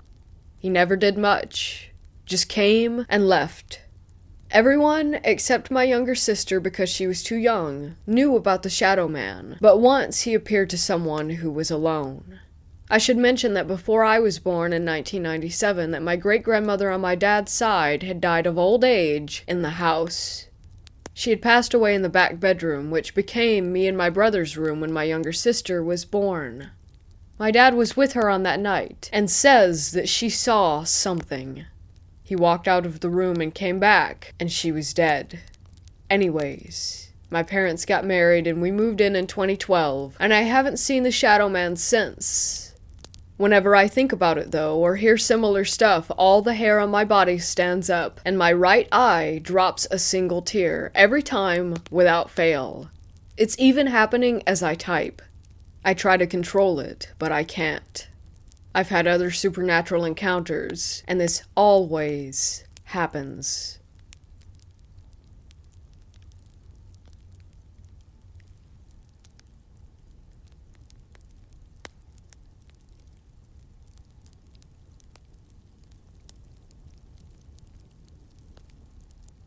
I had a weird series of encounters as a child in my hometown that I have since moved back to, and I just chalked it up to sleep deprivation mixed with having a vivid imagination. This first one happened when I was really little. I'd say in 2004 maybe, 2003. I suck with dates. This was one of the first experiences that I had, and it's pretty fuzzy. All I really recall is being at the top of a flight of stairs and jumping down the whole thing, almost as if I could float down. I looked back on this one and I thought that maybe I had fallen down the stairs and just didn't remember. But in that case, I would have gotten a ton of scrapes and bruises because it was a big wooden staircase. Likely not related to the other experiences I had, but still, weird. There was some weird stuff in between these two, but I'd rather just get to the meat of it. Anyways, here's the biggest one that really bothers me. When I was in middle school, I was incredibly rebellious, and decided to try running away from home in the fall of 2014. I got up in the middle of the night, and just decided to walk straight down the road. Not sure what my plan was there. Anyways, I ended up following the highway until I ended up around Thunderbolt, east of where I lived, and was stupidly proud of myself for not chickening out, and that I'd stopped crying. Anywho, I wandered some more, hopped some fences amid my adrenaline high, and ended up in these dense, really trashy woods. I started thinking over things, and crying again. Then I heard what sounded like my mom calling out my name from up on the highway, and instinctively ran away from it. I remember looking up to the highway and just seeing a person go limp and fall off the side and under the overpass in my direction, then start running toward me on all fours like some kind of creature. It was super dark, and I couldn't make out any features at all, and I wasn't interested in getting closer. So I just ran like the damn wind until my legs were shaking and I sat down in the underbrush. I was resting for a bit and still shaking, and crying and all that. Then I heard my mom calling my name again. It sounded like it was the exact same volume, like it was from the same distance away. It almost sounded like a mosquito buzzing super quietly in my ear. I passed out for the night, and then found my way back home in the morning.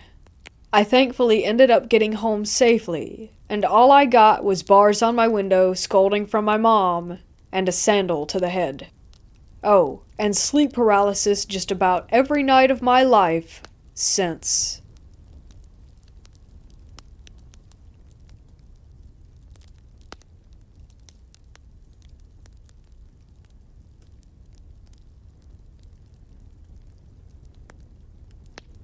I live in England in a 2-story flat, and I have always believed in the paranormal. But my dad does not believe in any type of ghost or anything supernatural.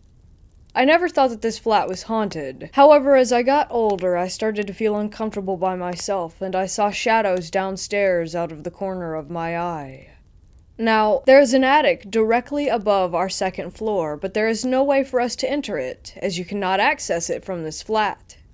The only way to access this attic is by having a specific key that can open the attic, as it is council flats, which is above my neighbor's house. However, the attic above my flat is the only one which is blocked off, and there is no way to enter it. I have the last flat on the end of these 18 council flats. There are no neighbors above us, just the attic, which no one can access without that key, and they would still not be able to get above our flat. One night about 2 years ago, all of the family was in bed, and it was about 3 in the morning. All of a sudden, I heard something crash above. It was so loud that it woke all my family members up, and we all got up and stood on the landing together. After that bang, we heard 3 loud footsteps, and the sound of something being dragged behind these footsteps. It was so scary, as we know that nobody can physically get up there. My dad was not convinced that it was a ghost. He thought that somebody had somehow gotten into the attic, so he went outside to check if the communal attic door was opened. I followed him outside, and it was completely padlocked shut with heavy chains around the lock. I tried to explain to him, how can there be anyone up in our part of the attic when it's blocked off and impossible to get into? We came back into the house, and we were all quite shaken up.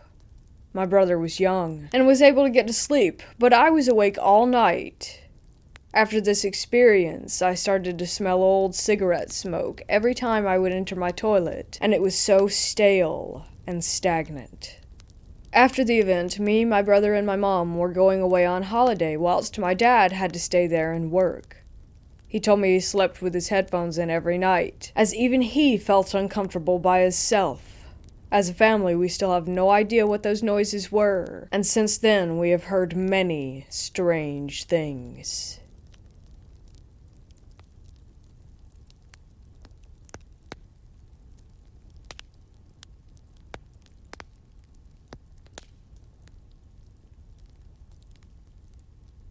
Since childhood, I've had my fair share of paranormal experiences, especially while sleeping.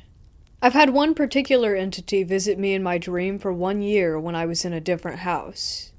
Never seen that entity again once I moved, even though I lived in the same area. Just a lot of weird stuff like this. But last night, I had the weirdest experience of my life. I was sleeping in bed with my wife, and I dreamt that my wife kissed me and went under the blanket. I woke up and sat on the bed with my lower body covered with a blanket. I checked on my wife, but she wasn't in the bed. That was so strange. So if my wife was not in the bed, then who kissed me? While I'm thinking about this, realizing that my wife was outside in the living room, something started moving under the covers. It was like a snake or a tentacle that started wrapping around my legs. I kid you not, I was freaked out, and at the same time I was very calm because everything was smooth and non-aggressive. It felt like something were cuddling my legs. I slapped myself to make sure that I was awake, and I was, white as day. Holy smokes, I thought, this thing is moving and cuddling in the sheets, and it was bloody real. As the thing moved from my thighs to my shins, I literally saw the blankets move with it. Then I freaked out a little more, but not enough to stop it. I couldn't help myself, I was still curious. I kept sitting on my bed while the thing moved to my shin. I felt it wrap around both my legs and just stay in that position, like a ghost hug.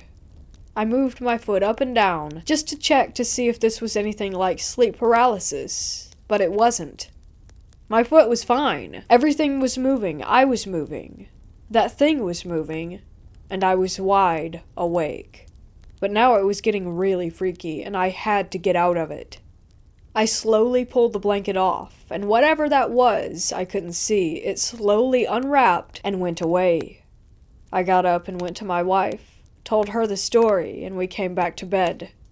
We woke up the next morning, and here I am, still freaked out, hoping that it was an act of love by whatever, and nothing more.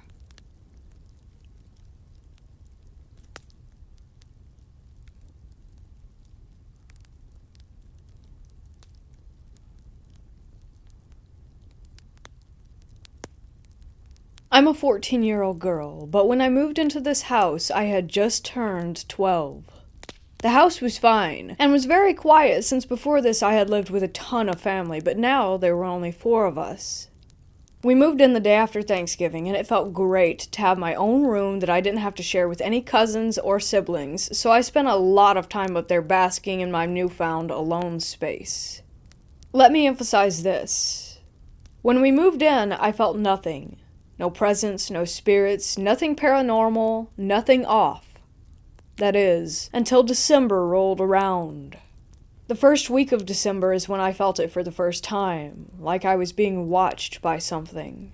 Like when someone stares at you in public, and you have that instinct to look at them, that's how it felt.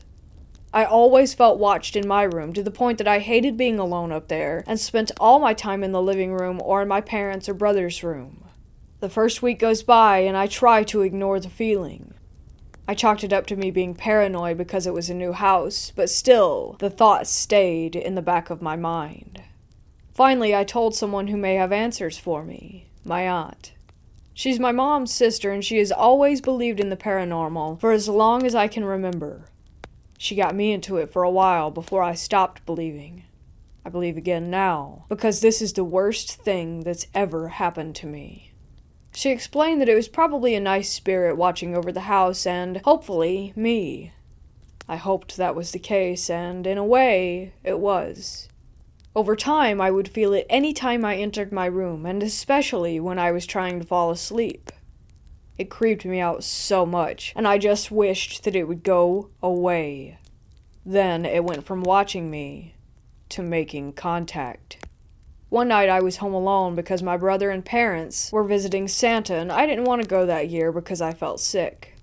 I was in the kitchen making hot chocolate when I felt breathing on the back of my neck. It was hot and made my hair stand up. I froze in fear and stood there until the microwave went off. When it began to beep, the breathing faded away as if whatever were there had just walked off. I made the hot chocolate and sat on the couch. I was so freaked out that I was just there staring at the TV in shock until my family got home. Worst part is that I could still feel something staring at me, and this time, it wasn't in my room. Finally, the week of Christmas came, and the excitement made me forget about the incident prior until it happened again. Me and my mom were hanging out in the kitchen when she turned around to answer a question that my brother had asked her. I felt the hot breathing on my neck, and this time it stayed there longer. I froze again, unsure of what to do. I panicked and got up and went over by my mom, who was very confused. After that, I felt the breathing constantly, even on Christmas while opening gifts. It lingered. I finally got fed up one day while sitting in my room. It became less scary and more annoying. I said something along the lines of, "Stop breathing on me," and it stopped completely, and I was shocked. I didn't think it would actually work. After that, I began to have the same dream, but slightly different, every single night. It would begin with me at some park that I've never seen in my life, and me and this boy sat on a bench together. We would begin to talk, and it was actually quite peaceful. We would just converse and stare around at the people walking by. He had brown hair and brown eyes, and was really tall compared to me. I'm about 5'4", and he was like 6 feet. The dream would end, and I would never remember anything we talked about, just that it was a good dream. Flash forward to right after Christmas break, a friend, let's call her Danielle, came over to spend the night. We both heavily believed in the paranormal, and she decided because of this whole watching and breathing thing that she would bring her Ouija board. I had always heard different things about them, but decided it was worth a try. We began talking to the thing that watched me, and the reason I knew this is because it always had this very specific energy. I knew it because, like I've said this whole time, he was up my butt. We first asked what his name was, and he replied, Nolan. I was pretty shocked that the board actually worked, and I was pretty mesmerized. I then asked if he was the boy that I talked to in my dreams, and again, he said yes. I was pretty happy that he was nice, because before, I was quite terrified that he was a demon that wanted to eat my bones, but was relieved when it was just a 15-year-old boy. He then said he doesn't like summer and prefers winter, which explains the only appearance being during winter months. Cut to next December, the watching and breathing had stopped during March through November until it began again, only this time stronger. He began screwing with me. He would open cupboards that I had just closed or move things that I put in specific areas only to find them in strange places far from their original area. I always knew that this was Nolan, who I had begun to call Noel. Time went on and the dreams became more vivid, and I remembered the conversations that we had, and it was still nice. Nolan became a good friend, even though I couldn't see him. That December came and went, and now we cut to this year. This is where I wish that Nolan never existed. So because of financial issues and other problems, my dad's family had to move in, my grandparents, aunt, and cousin. And me and that cousin were never super close. I'll call him Connor. Connor was super annoying. He always made messes that he never cleaned up. He never did chores, never did or went to school, and would do stupid stuff for attention, yet he always got what he wanted. By now, I'm 14 and Connor is 12. December rolls around and I'm excited to talk to Nolan. Me and Danielle are still friends and do weekend Ouija sessions with him. So we're home alone, me, Connor, and Danielle, and we decide to introduce Connor to Nolan. So we set up the candles and everything and begin. Things are going smoothly, until Connor starts calling Nolan names. He was saying some pretty mean stuff, too. Me and Danielle were trying to get him to stop, but nothing was working until Nolan got really, really mad. Doors began slamming open and shut. Cupboards were going nuts. Our TV was flickering channels, and the windows sounded like someone was beating on them. Finally, I looked into the doorway to the hall, where everyone's rooms were besides mine, and there was a tall figure standing there, not moving, as everything went haywire. I screamed and said goodbye, standing up. Danielle was yelling for Nolan to stop, and Connor had begun to cry. Finally, I screamed for him to stop, that he was scaring me, and the figure disappeared, and the cupboards shut along with the doors. The banging stopped, and I just sat on the floor sobbing. Danielle wasn't crying, but I was terrified and just stood there silently. Connor didn't say anything either, but continued staring at the floor with tears in his eyes. Finally, our parents got home, and me and Danielle went to my room while Connor went back to the basement where he stayed with my aunt and grandpa. Danielle had fallen asleep, but I couldn't, so I began talking out loud as I felt Nolan was in the room. I started saying how it wasn't okay that he had really scared me, and I felt the breathing on my neck. Finally, I fell asleep, and things were fine. I dreamt about him again, and all was normal. About a week after that, Connor wanted to talk to Nolan again. Apparently, Nolan was giving him nightmares. Ones where he was chasing him throughout our house, trying to kill him.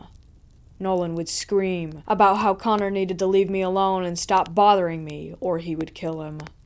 Connor was obviously terrified, and wanted to say sorry, I guess. I'm not sure, but me and him sat down with Danielle's board, which she had left the week prior, and we began to talk with him. Nolan kept spelling out things like murder, angry, and my name over and over again. Our candles went out and knocking began on the window behind me. It went very slow at first, just a simple knock, knock, knock. Me and Connor froze. I couldn't move and I didn't want to turn around. Finally, I told Nolan that I was scared and that he needed to leave Connor alone and stop. The knocking stopped, and the board spelled out, sorry, then, Connor bad. After that, Connor decided to call it quits and go to bed. I decided to go into my room and try to talk to Nolan again. I started by being nice and asking him to knock once for yes, two for no, something that we usually did. But he got angry fast. He started to bang on my walls at the mention of Connor. My lights went out, and so did my TV. The banging was loud, and if I'm honest, it was terrifying.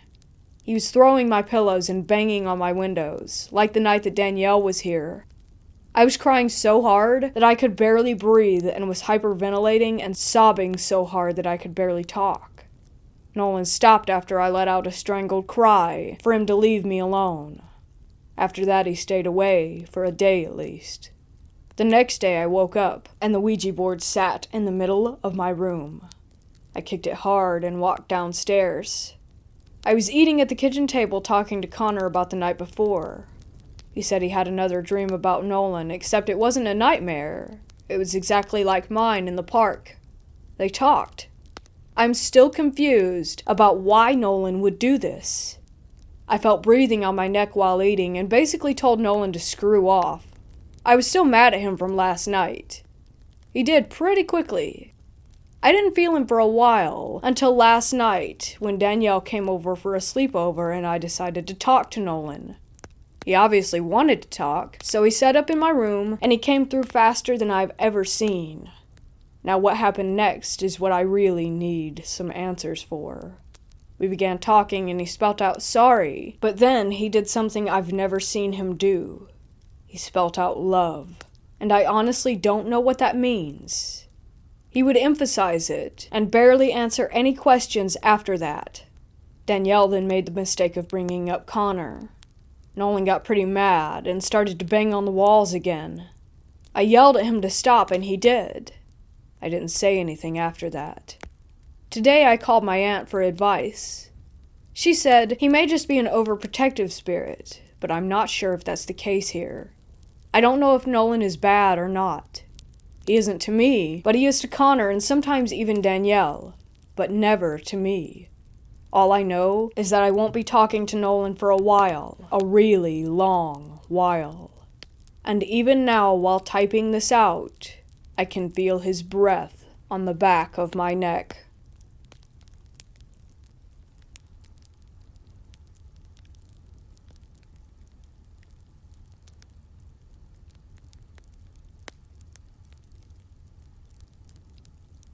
This story took place when I was a kid. My dad has been a pool man for many years. One of his oldest customers decided to purchase a ranch. I don't exactly remember where. He asked my dad if he could come and fix their pool, which was disastrously maintained before he bought it. He gave my dad permission to bring us along, and told us we were welcome to stay a few days to enjoy the ranch. We drove there, and I had been in charge of reading the MapQuest instructions because I never seemed to be able to sleep during car trips. We drove back home a few days later after my dad was finally able to save the pool. The drive home was very long. For whole stretches, the view was mostly desert, farms, and the occasional suburban town. Unlike me, my mom and brothers knocked out almost immediately. So most of the trip, it was just my dad and I talking or listening to music. I'm also a very avid reader, so I had a book on my lap beside the maps. I remember the ride had been quiet for a while because I had been reading. I had to stop because it was getting dark, and my dad only let me turn on the dome lights to read the maps. No radio service, and the Game Boy's batteries had all died. All I had left to do was look outside. All of a sudden, I spotted a very tall shadow on a roof. I recognized that there was a man who seemed to be wearing a hat, bowler or top hat, dancing and jumping from roof to roof of this suburban lot. It was kind of like the scene from Singing in the Rain, which at that point I had not seen yet. It took a second to realize that it wasn't a normal thing to just happen. The houses were separated in a way where a normal person couldn't possibly have jumped roof to roof. What scared me the most is how at the last house before a field he seemed to turn around and sense me. He bowed and tipped his hat. Even though I couldn't see it, I could sense him smiling. All I felt was dread. I turned to face my dad to see if he had seen him as well, but he had been paying attention to the road. When I turned back, I couldn't see the houses anymore. They were way behind us. I never saw a face or any details. He was just a silhouette on the roofs. I remember feeling afraid that he might follow us, or that he could if he wanted to. I never saw something like that on our many road trips ever again. Sometimes I wonder if I imagined it, but it felt so real. The memory is very vivid as well, which always comes back when I'm watching old musicals because the dancing reminds me of the way that he moved.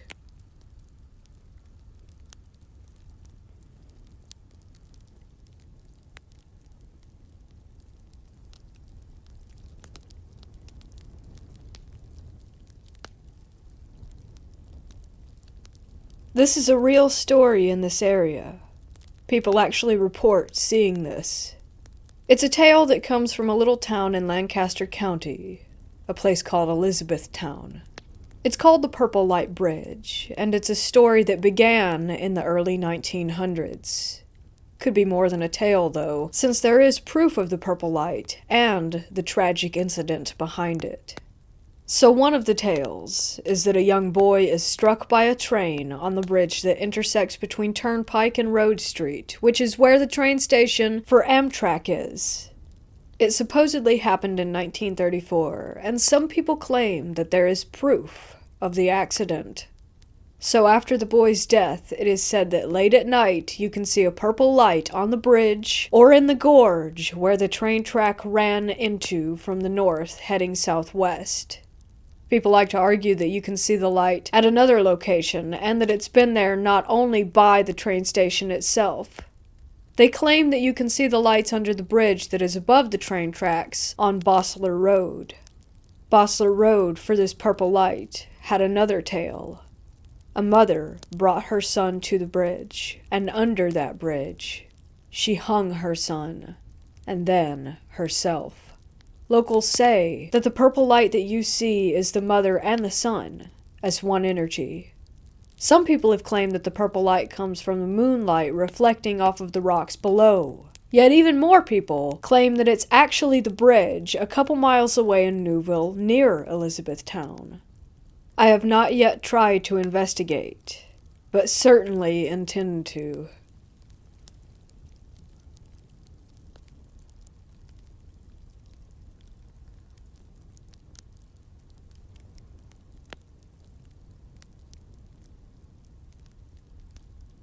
My family and I moved into a new house.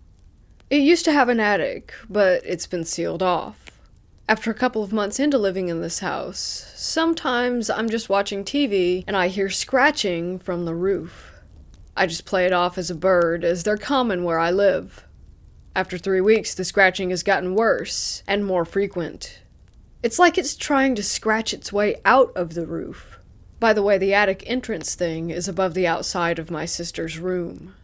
One day my sister tells my dad that the seal is open. My dad gets confused because it was supposed to be sealed off completely. My dad goes to close it and realizes that it's really hard to open and close, so whatever opened it was strong. That's when I start to get skeptical. The same night I go to get some snacks from the fridge, I open it to find out that they are all gone. I thought my siblings must have eaten them.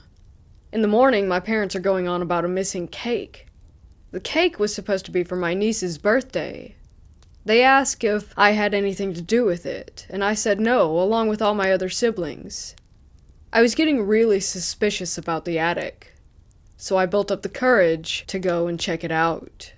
Note that I am probably the most paranoid person in the world, so I was scared for my life. But my curiosity got the best of me. I get the ladder, a torch, and a knife, just in case. I open the entrance. I shine my torch to see nothing. But as I search more, I see the cake, empty snack packets, dirty clothes, and a short, dark silhouette. It just freezes in place. Immediately, I bolt and scream for my parents and tell them everything. They tell me to stay in my room. They go up and check, but there was no one there. I'm still shaken from that moment and get nightmares from it. We have since moved from that home and now live a normal, non-scary life.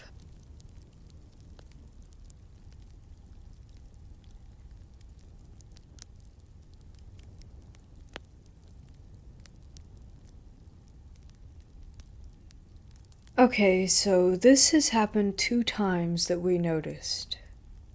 The first time was 3 months ago. At 2 a.m., my husband was playing an Xbox game. Name of the game was Halo. So it was only my husband. My kids were asleep upstairs, and I was down in the basement in our room in bed. I was reading. He told me that he was on the couch. The game was paused since he was looking in his phone for a cheat or something for it. By the stairs, he clearly heard, "Mommy." My daughter doesn't call me like this, but they were asleep. He even checked. This was yesterday. At 5 p.m., I was coloring in the living room. The TV was on a Parking Wars episode, and my kids were upstairs playing a game. The hubby was outside mowing the yard. I clearly heard, "Mommy? Mommy, Mommy." Clearly a little girl, and it sounded like it was behind me, not where my kids would be. And it was not my daughter's voice. Now today, I was folding clothes and had small hand towels by me. I watched as they were pushed off of the couch and away from me. Not like they would if they had just fallen down.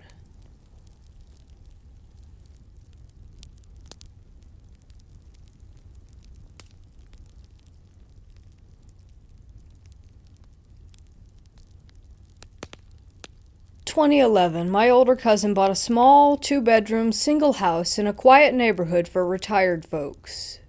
The house was very small, with only 850 square feet of interior space, but it sat on a large plot of land.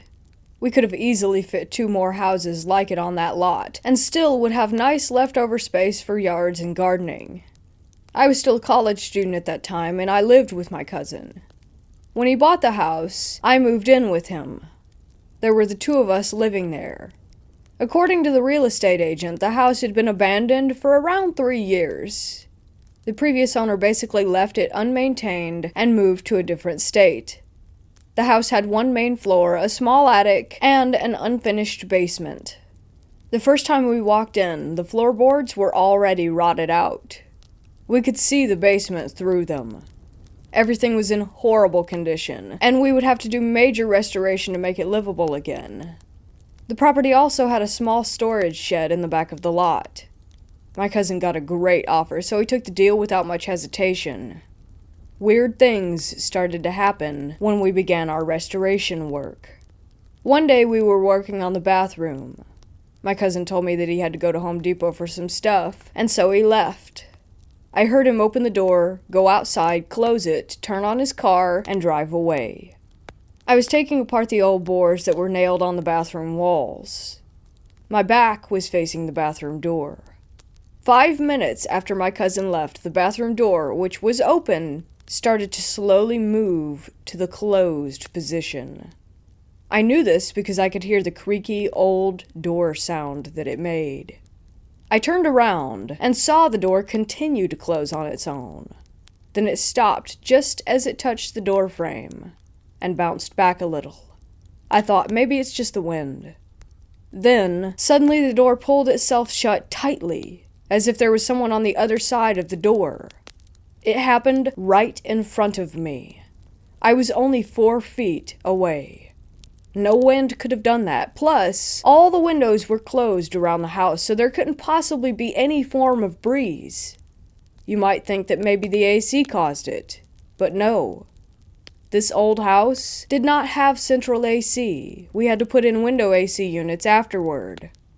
At this point, I thought my cousin was messing with me, so I called out to him, but there was no response. Just silence. I opened the door, continued to call for him, telling him to stop playing around. But my cousin was not there. I checked the parking lot, and he was, in fact, gone. I even got outside and did a perimeter check, but no one was there, and I still cannot explain what happened. After the restoration was done, we moved in.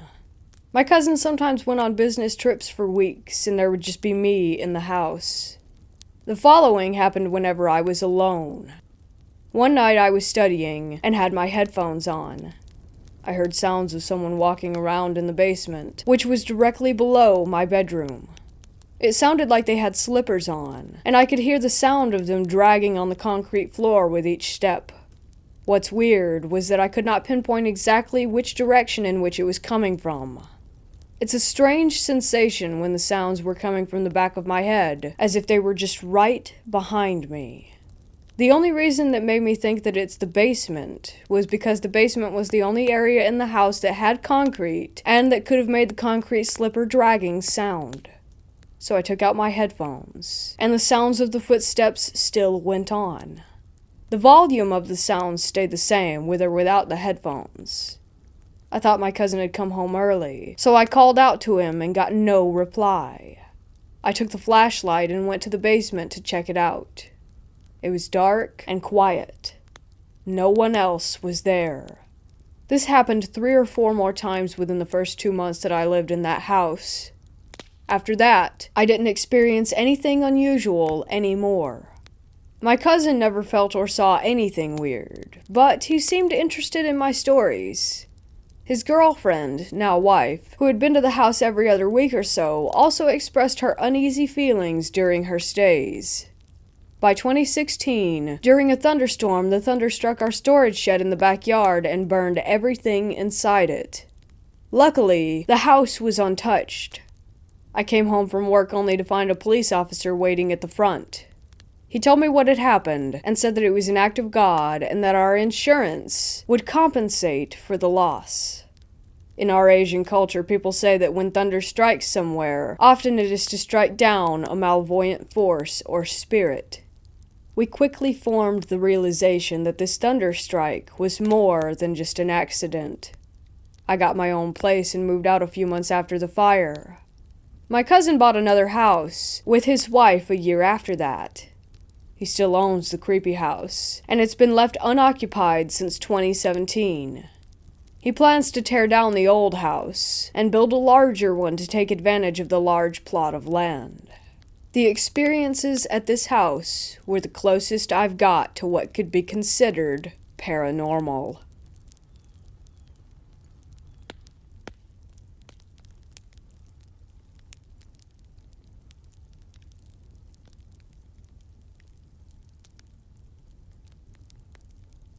This is my one and only paranormal or unexplained experience.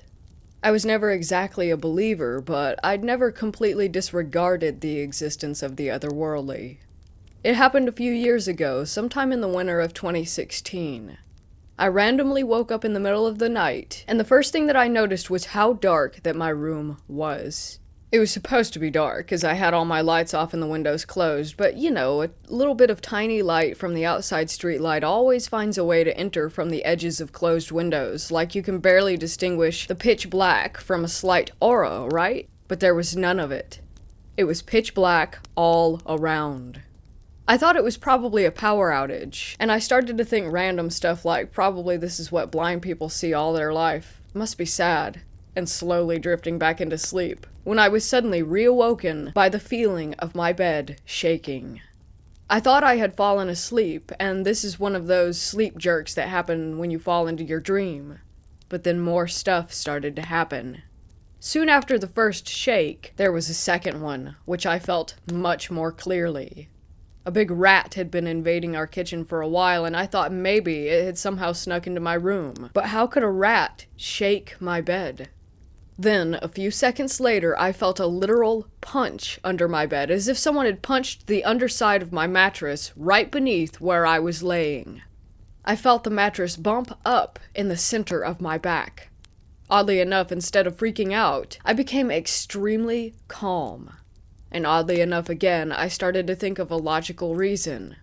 My mom made me check under my bed before sleeping, as she thought that some thief might have snuck into our home. She overthinks a lot. I thought that maybe someone actually had snuck in this time, but why would he disturb me instead of... And I felt another 2 consecutive punches from under me, right as I was having that thought. I froze for a solid minute, finally realizing that things might be abnormal here. Maybe I'm bragging, but after freezing initially, I went weirdly calm again, almost as if my brain went, oh no, it's a ghost. Anyway, there was a final punch, followed again by the bed shaking. I remember as the bed was shaking, I got up almost subconsciously, walked straight to the light switch on the other side of the room, and turned the lights on. There was nothing out of the ordinary. I looked under my bed with a flashlight. Also nothing. I should have freaked out here, but I didn't, which is really odd for someone like me who gets nervous and shaky for even the simplest social situations. My body worked almost on its own.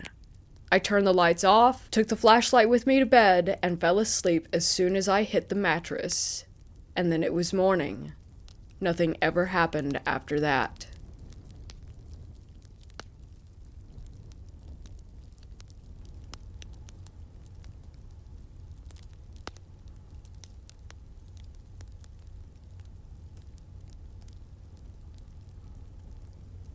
My father is a policeman. He's a no-nonsense guy who lives very much in the here and now and believes only in what he can see and feel or hear for himself. At the time of this story, he was in the police force for more than 20 years and I was a teenager. My father worked night shifts, and on a regular basis he would come home early in the morning to have breakfast with us. He would then go to bed, and we would go to school. He was usually in a good mood and would tell us funny or interesting stories from his day or night at work. At this particular morning, he was unusually silent, and he didn't eat either. My mother asked if he felt all right. It took him a while to actually answer, and he said, "I'm not sure what I experienced tonight." He didn't want to say any more in front of us kids, but we prodded him long enough until he told us the following. It had been a quiet night, and he was out with his colleague in a police car. At some point, they were informed over the radio that a car chase was going on not far from them, and their assistance was required. They drove off toward the chase, and soon caught up with the suspect's vehicle. The radio had informed them that 2 men were in the front seat of the car. My father's car pulled up almost beside the car so that he managed to get a good look at the inside. He saw the 2 men in the front arguing heatedly with each other, and then he saw another man in the back. He had no hair and was so pale that he almost seemed white. He was dressed in all black. He looked directly at my father, his face almost pressed against the window with very dark eyes, and he grinned widely. My father was deeply unsettled by this person. He seemed to look directly into my father's eyes. My father was so sure of this third person that he informed the other police cars about him. The chase ended with the car crashing into a fence and the suspects fleeing into a field. They were apprehended only minutes later. There were 2 men, not 3. My father asked his colleagues at the scene if they were sure that there hadn't been a third guy. No one else had seen him. "I can't explain it," he said to us. "I saw him clear as day, and he grinned at me like death himself." This took place in 2004-2005 in Germany. To this day, we have no logical explanation for what he really saw and experienced.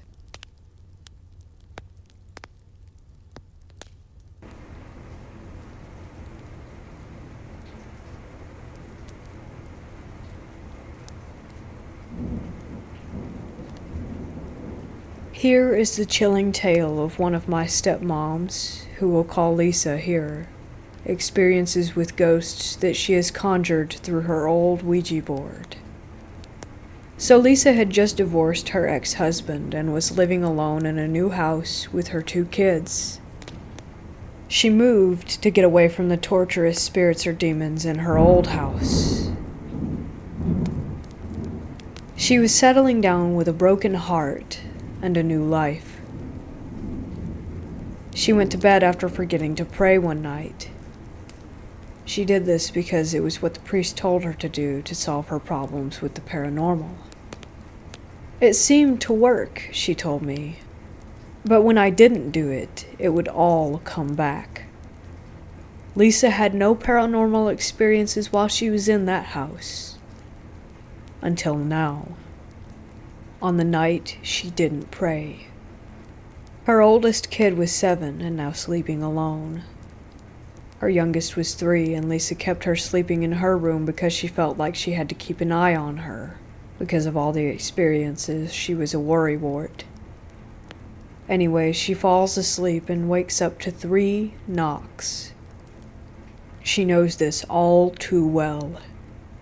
She lit a sage, prayed, and went back to sleep. This didn't work. That night she kept hearing scratches on her wall above her head. She turns to look up and sees a face in the pitch black dark. Lisa just woke up and thought it was her imagination. But then came a feeling of impending doom. A feeling also that she knew too well. She turns on her lamp, turns around to see a black mist looming next to her bed. She grabs her daughter who is sleeping with her and grabs a Bible. She screams for the mist to go away and everything calms down. She flicks on the light, paces around the room, and looks over to where she heard the scratching sounds earlier. To her horror, she sees 3 scratch marks the size of tiger claws above her bed on the wall. The scratches were on her wall until she put up new wallpaper. I asked her stepdaughters. One of them remembers her mom screaming at a wall. She never saw what my stepmom saw, but they wondered why they saw the scratch marks.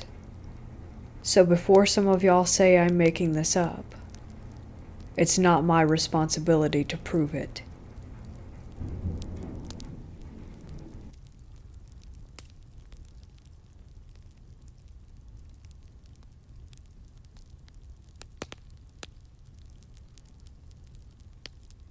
I work in an Alzheimer's unit.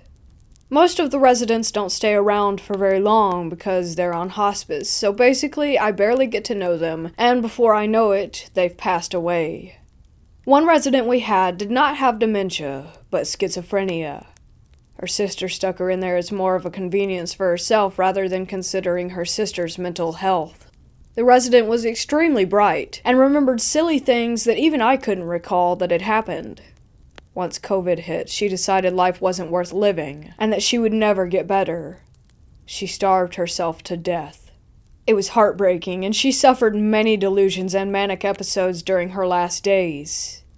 Nothing out of the ordinary had happened the month following her passing, until the fire alarm went off out of nowhere during lunch. My coworker and I immediately went to guard the outside doors since they would unlock automatically once the fire alarm was triggered. We assumed it was another drill and were annoyed that it had happened at such a busy time of the day. On my way to the back door, I popped my head into each room just to make sure that everything was clear. When I came to that empty room, the minute that I opened the door, it was frigid. I assumed that it was normal since the room was empty and thought nothing more of it. I stood by the back door and waited for the alarm to stop. My boss came back with a concerned look on his face and told me that the alarm system said that it was coming from the room where that resident had just recently passed. I explained to him that that would be impossible because I had just checked and there was no sign of a fire. The alarm continued to go haywire for another 30 minutes, even when shut off. It was extremely bizarre. Afterward, I had asked out loud if it was our resident who had just passed, and it felt like a warm bucket of water was dumped over my head, and I couldn't resist the urge to cry. The kind of crying and sobbing that hurts your entire body. Sometimes, she opens the fire extinguisher box to remind me that she's still around. You need a key and a strong arm to crank that box open. Anyway, I found it open again today after doing rounds, and was reminded of this experience.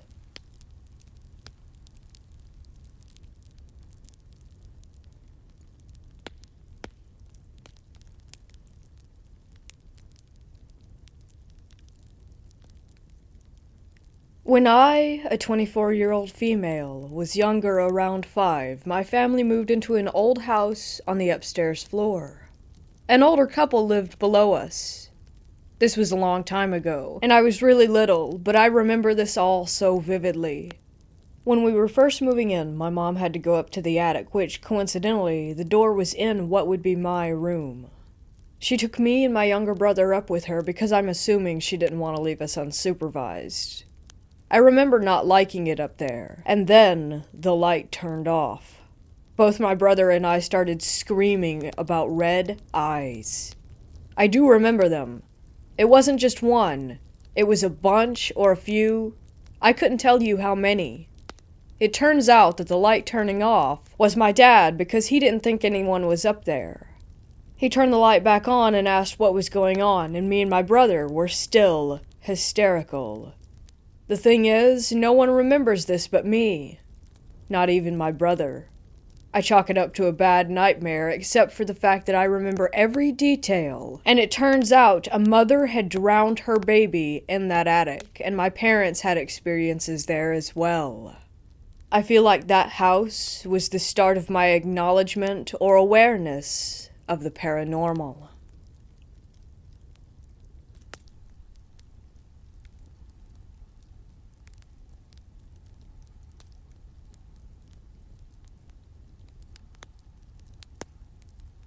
You have no reason to believe me, and you probably won't. I don't care. I just need to speak my truth, as it weighs on me sometimes. Since it happened in July, I told myself that I would take it to my grave out of fear. Fear of my significant other, family, and friends thinking that I'm crazy and ostracizing me. I have no history of mental illness, and I don't take meds, but I also just don't want to scare them. In July, around 10 to 12 a.m., I went to the kitchen with a blanket over me to grab a fork and a drink. I was carrying the drink in my right hand and the fork in my left as I struggled to keep the blanket wrapped around me. As I was heading back to the living room, I realized that the downstairs light and the ceiling light were on. I turned off the downstairs light with my left hand and looked to confirm that it was off. The ceiling lights were closer, so I continued on to turn the ceiling lights off behind me while looking down the stairs. The ceiling light flickered and burnt out, and I froze. A blue light appeared at the bottom of the stairs, and I cried. But it wasn't out of fear. I was already in a good mood, and it felt comforting. I stared, and tears continued to pour down my cheeks. In awe, I walked left past the corner and stood there and continued to cry. For 3 minutes I stood there like that, questioning what I had seen. It appeared instantly after the lights burnt out. Could it have always been there? Who knows? I doubted my sanity, and by the time I went back to look down the stairs, it was gone.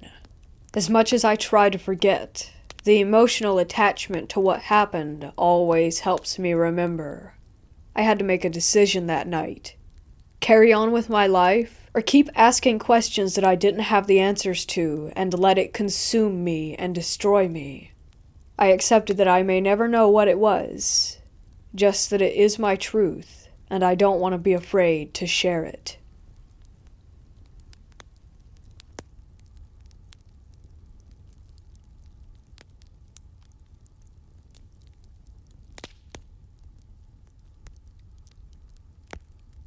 I grew up in a historical town in the UK where there is a cathedral that's over 700 years old.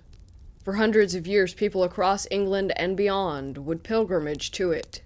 My family bought a house in this town and decided to renovate it.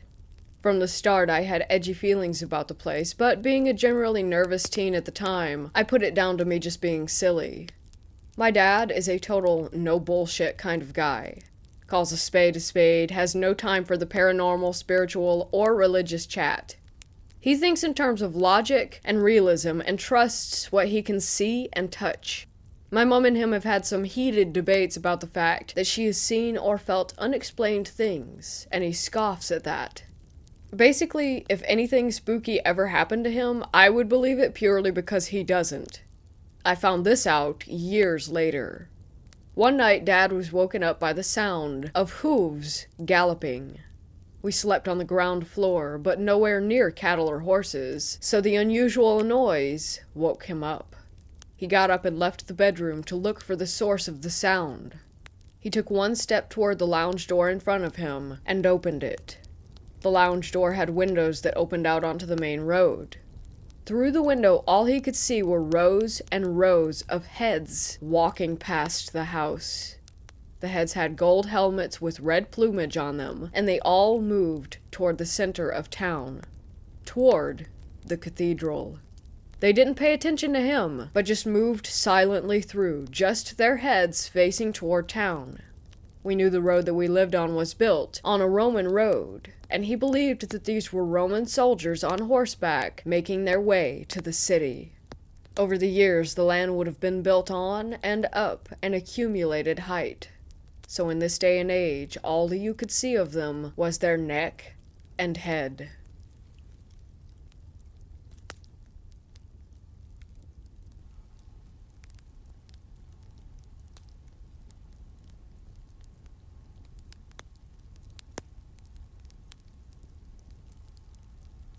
This happened last night.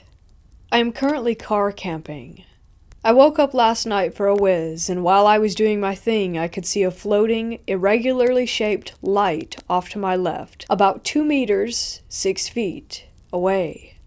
I didn't feel scared, more of a what is that kind of feeling. I'm trying to think of the best way to describe this, so please bear with me. Its appearance was kind of like a parallelogram, except the short edges were jagged and ripped into 2 long appendages. It was kind of a milky white in color, with no light emanating from it. It floated in a straight line and came to a tree where it did 3 little hops and then disappeared around the tree.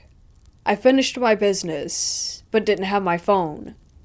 I did have a flashlight, so thinking it was someone in the trees, I shone the beam through the trees, but nothing reflected back. I turn around to go back and get in the car, and the light thing is dancing around the back of my car, right beside me. I was able to walk up to it and try to touch it. I say try because my hand just touched the car. But the even weirder thing was that when I touched it, my hand created a shadow over the top of it. It was like it had no feeling at all, like just going through air. After it floated around the car, it disappeared around the side, and I lost sight of it altogether. I climbed back in the car for sleep, but was incredibly baffled, and prepped my phone just in case that thing floated through the window.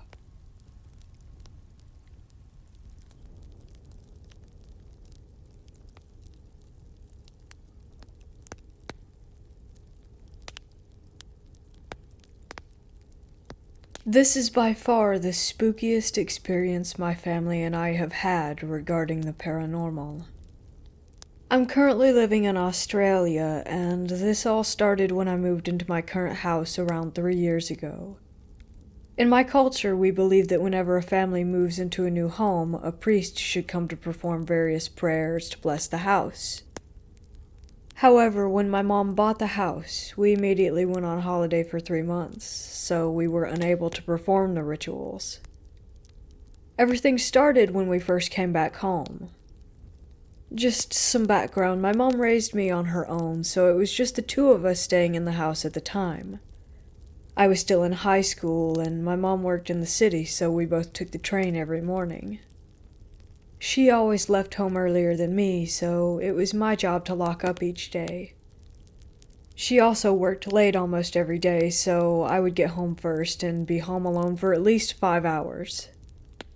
One morning as I left home, I began to feel paranoid that I had not locked the door, so I walked back to check it. The door was locked. Later that day, when I came home, I walked up my driveway to find that the door was wide open. I freaked out, but was brave enough to go inside. Our kitchen is pretty close to the entrance, so I grabbed a knife and searched the entire house. There was no one there. I decided to not tell my mom because she was really stressed with work and I didn't want her to freak out too. Over the next few days, another strange thing started to happen. Our garage door would randomly open whenever we were home. My mom was kind of scared, but then we thought maybe our neighbor's garage remote functioned at the same frequency or something and it was activating our door too, so we dismissed it. It had been about 2 months since we were living in our new house and everything seemed to be normal again. Until one day when I was awoken in the middle of the night by my mom. She looked super scared and asked me if I had come into her room to wake her up.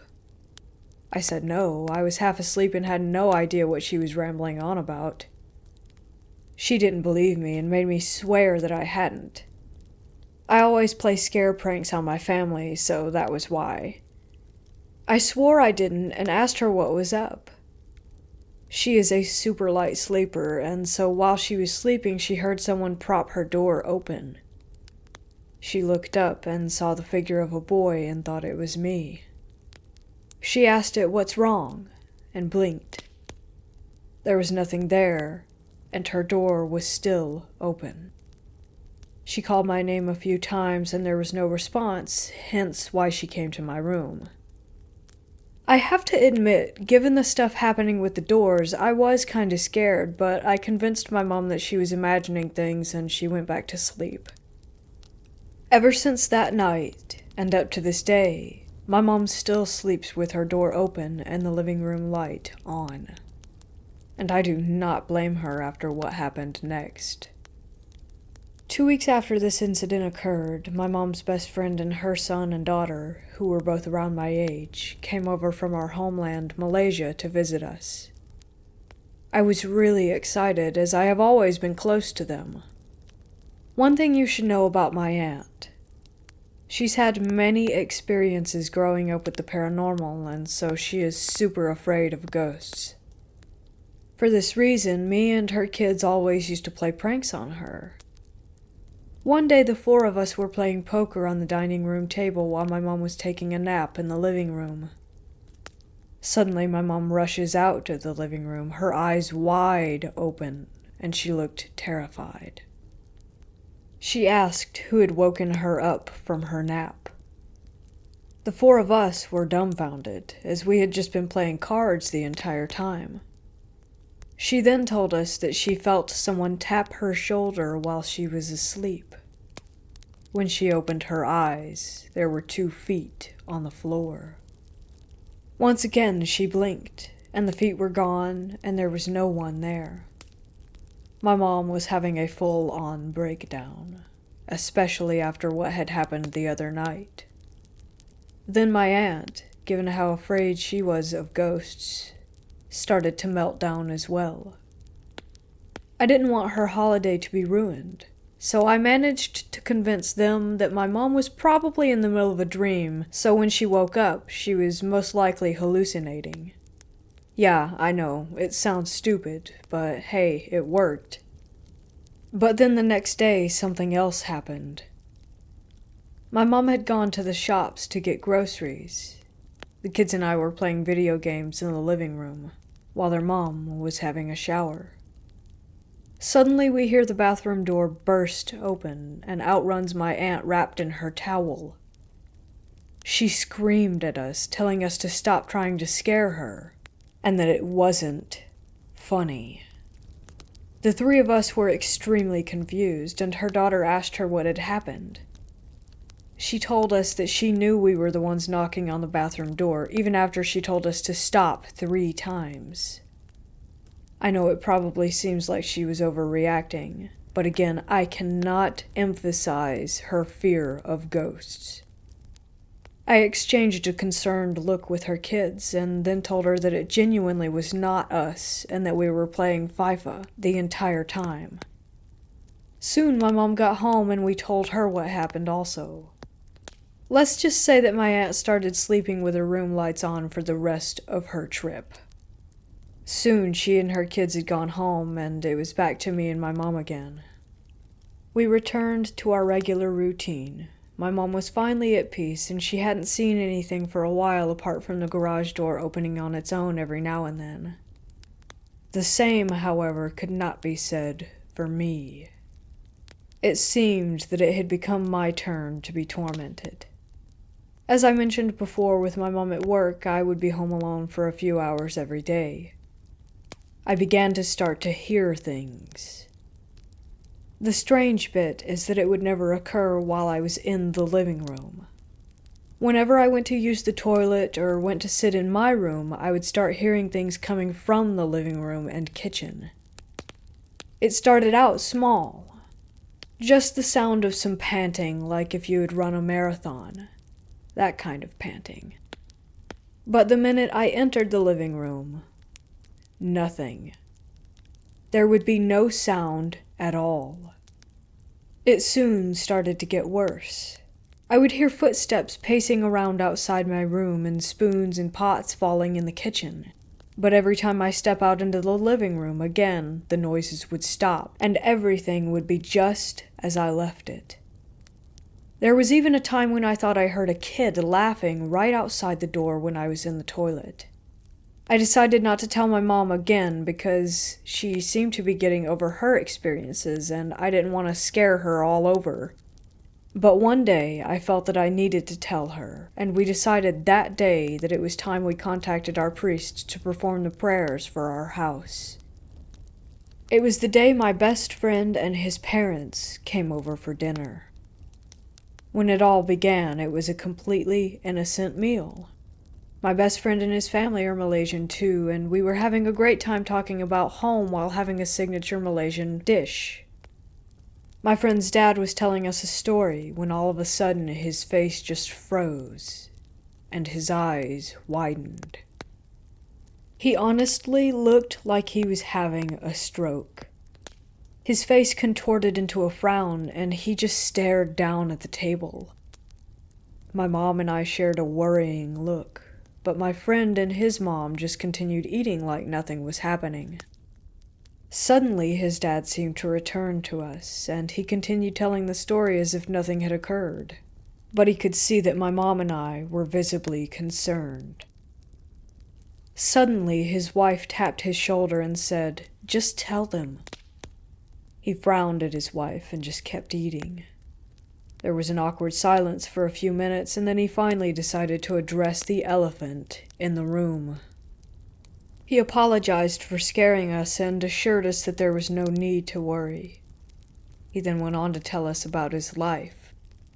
Since he was a child, he had been very religious, and from a young age he felt a very close connection to God. He regularly meditated and was very, very spiritual.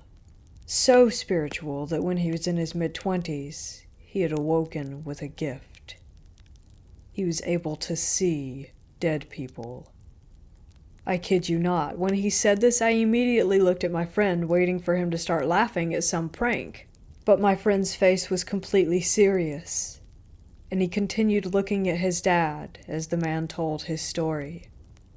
He told us he could see them everywhere, when he was walking his dog on the street, when he's sitting in the park, in people's houses, and even sometimes sitting on people who had been possessed. He said the spirits were drawn to him because they knew that he could see them, and they would stalk him, begging him to help them reach the afterlife. He said there was simply nothing he could do because these people had died before their time, and they would simply have to wait on Earth until it was their time. Back home, he was regularly contacted by people having paranormal experiences to perform a cleansing or drive evil spirits away. He told us about some of those experiences, but I don't feel like it's my place to share them here.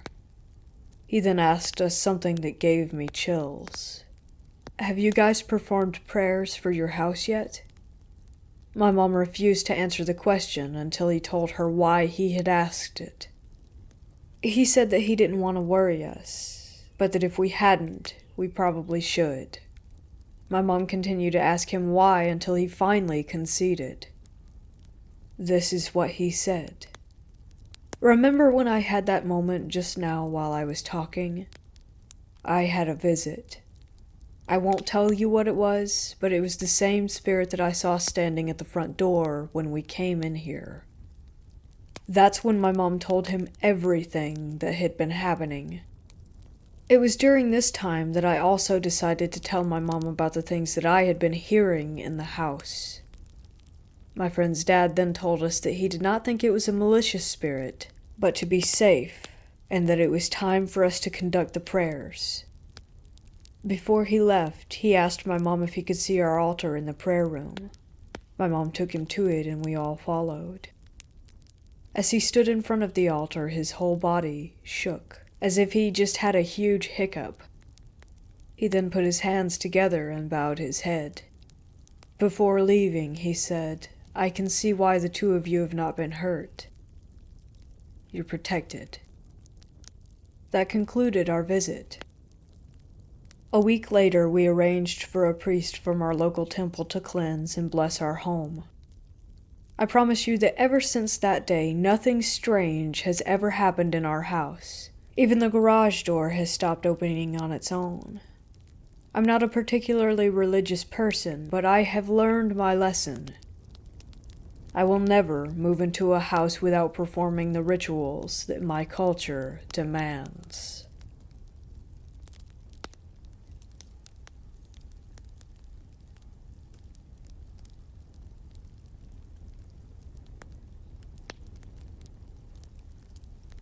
Not entirely my story, but the main event happened to my mom when she lived at home with my grandparents. Back when she was a teen, they had a beagle that would often stare down the hallway and growl at nothing, the whole deal. In the middle of the night while lying in bed, my mom heard the dog begin to growl just before she felt someone grab her by the ankles and begin to yank her out of her bed. She says she was halfway pulled onto the carpet before she started saying the Lord's Prayer and the hands let go of her. But her dog was still going absolutely nuts. There have been other little things that have happened there too involving other people in my family. No one seems immensely worried about it, but I've always had the feeling of being watched in that house, even before knowing some of the stories I've heard now that I'm older. It's always the same one. My grandparents have lived in it since it was built when they were first married, so no bad history of the house itself, but perhaps the land that it's on? My grandma has told us stories about seeing shadow figures walking down the hall. My brother smelled my grandpa's cigar smoke in the kitchen during a family event. My grandpa had passed away a couple of years ago. Used to always smoke a certain brand of cigar outside on the back porch.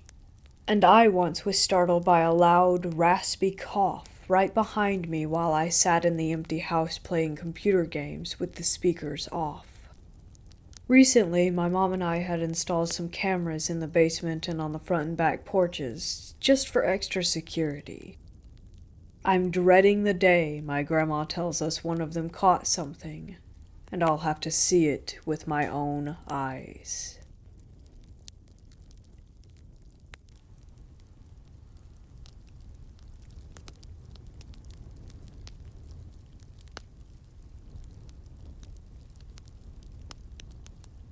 I am right now sitting on my front porch, smoking a cigarette. I cannot bring myself to go back inside my house. There is someone in there. Just over 2 months ago, I moved into a new house after losing nearly everything to COVID. I won't go into details or draw this out. Typing this out makes my eyes well, and every hair on my body stands straight up, but damn it, I saw a human-shaped shadow in my walk-in closet. Am I going crazy? Maybe, but I know that I am not at the same time. This is what happened. I was laying on my bed browsing Reddit, and from the corner of my eye, I caught movement coming from my closet. Within literal milliseconds, I turn and see someone standing inside of it, looking right at me. I flipped out, sprung up, ran out of my room, slammed the door, and grabbed a kitchen knife. I yelled and screamed about calling police, that I had a knife, and basically acted like a scared monkey. No response. After about a minute of yelling and screaming, and realizing that I had left my phone in my bedroom to call 911, I slowly peeked in. There was simply nothing there. Nothing. No one could have gone anywhere. I am pissed and terrified about this. I saw this person. I saw their shape, their movement, their arms. There was a humanoid figure in my closet, and that is all I know.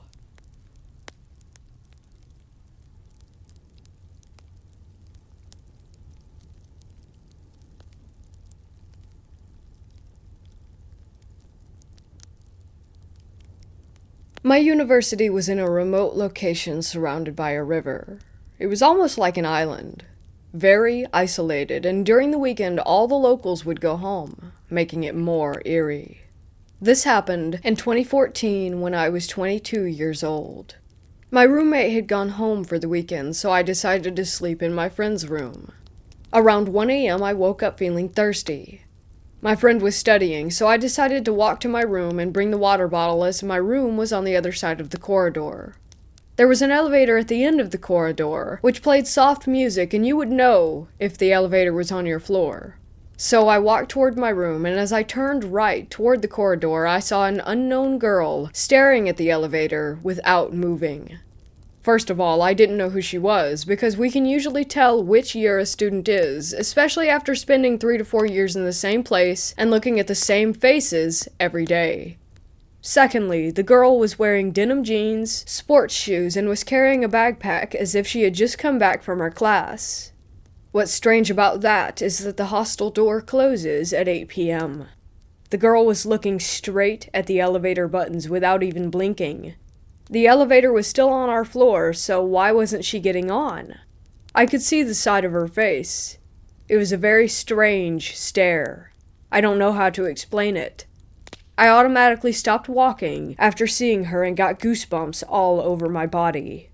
Something was stopping me from taking my steps forward. I stood there and watched her for about a minute.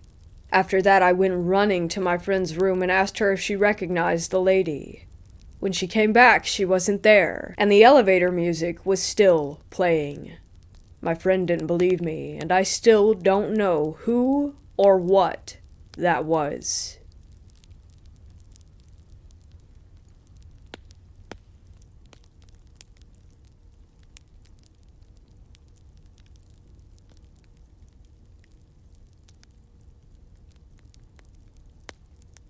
I will preface this by saying that I think I'm silly to believe in ghosts, and I get embarrassed to speak about it.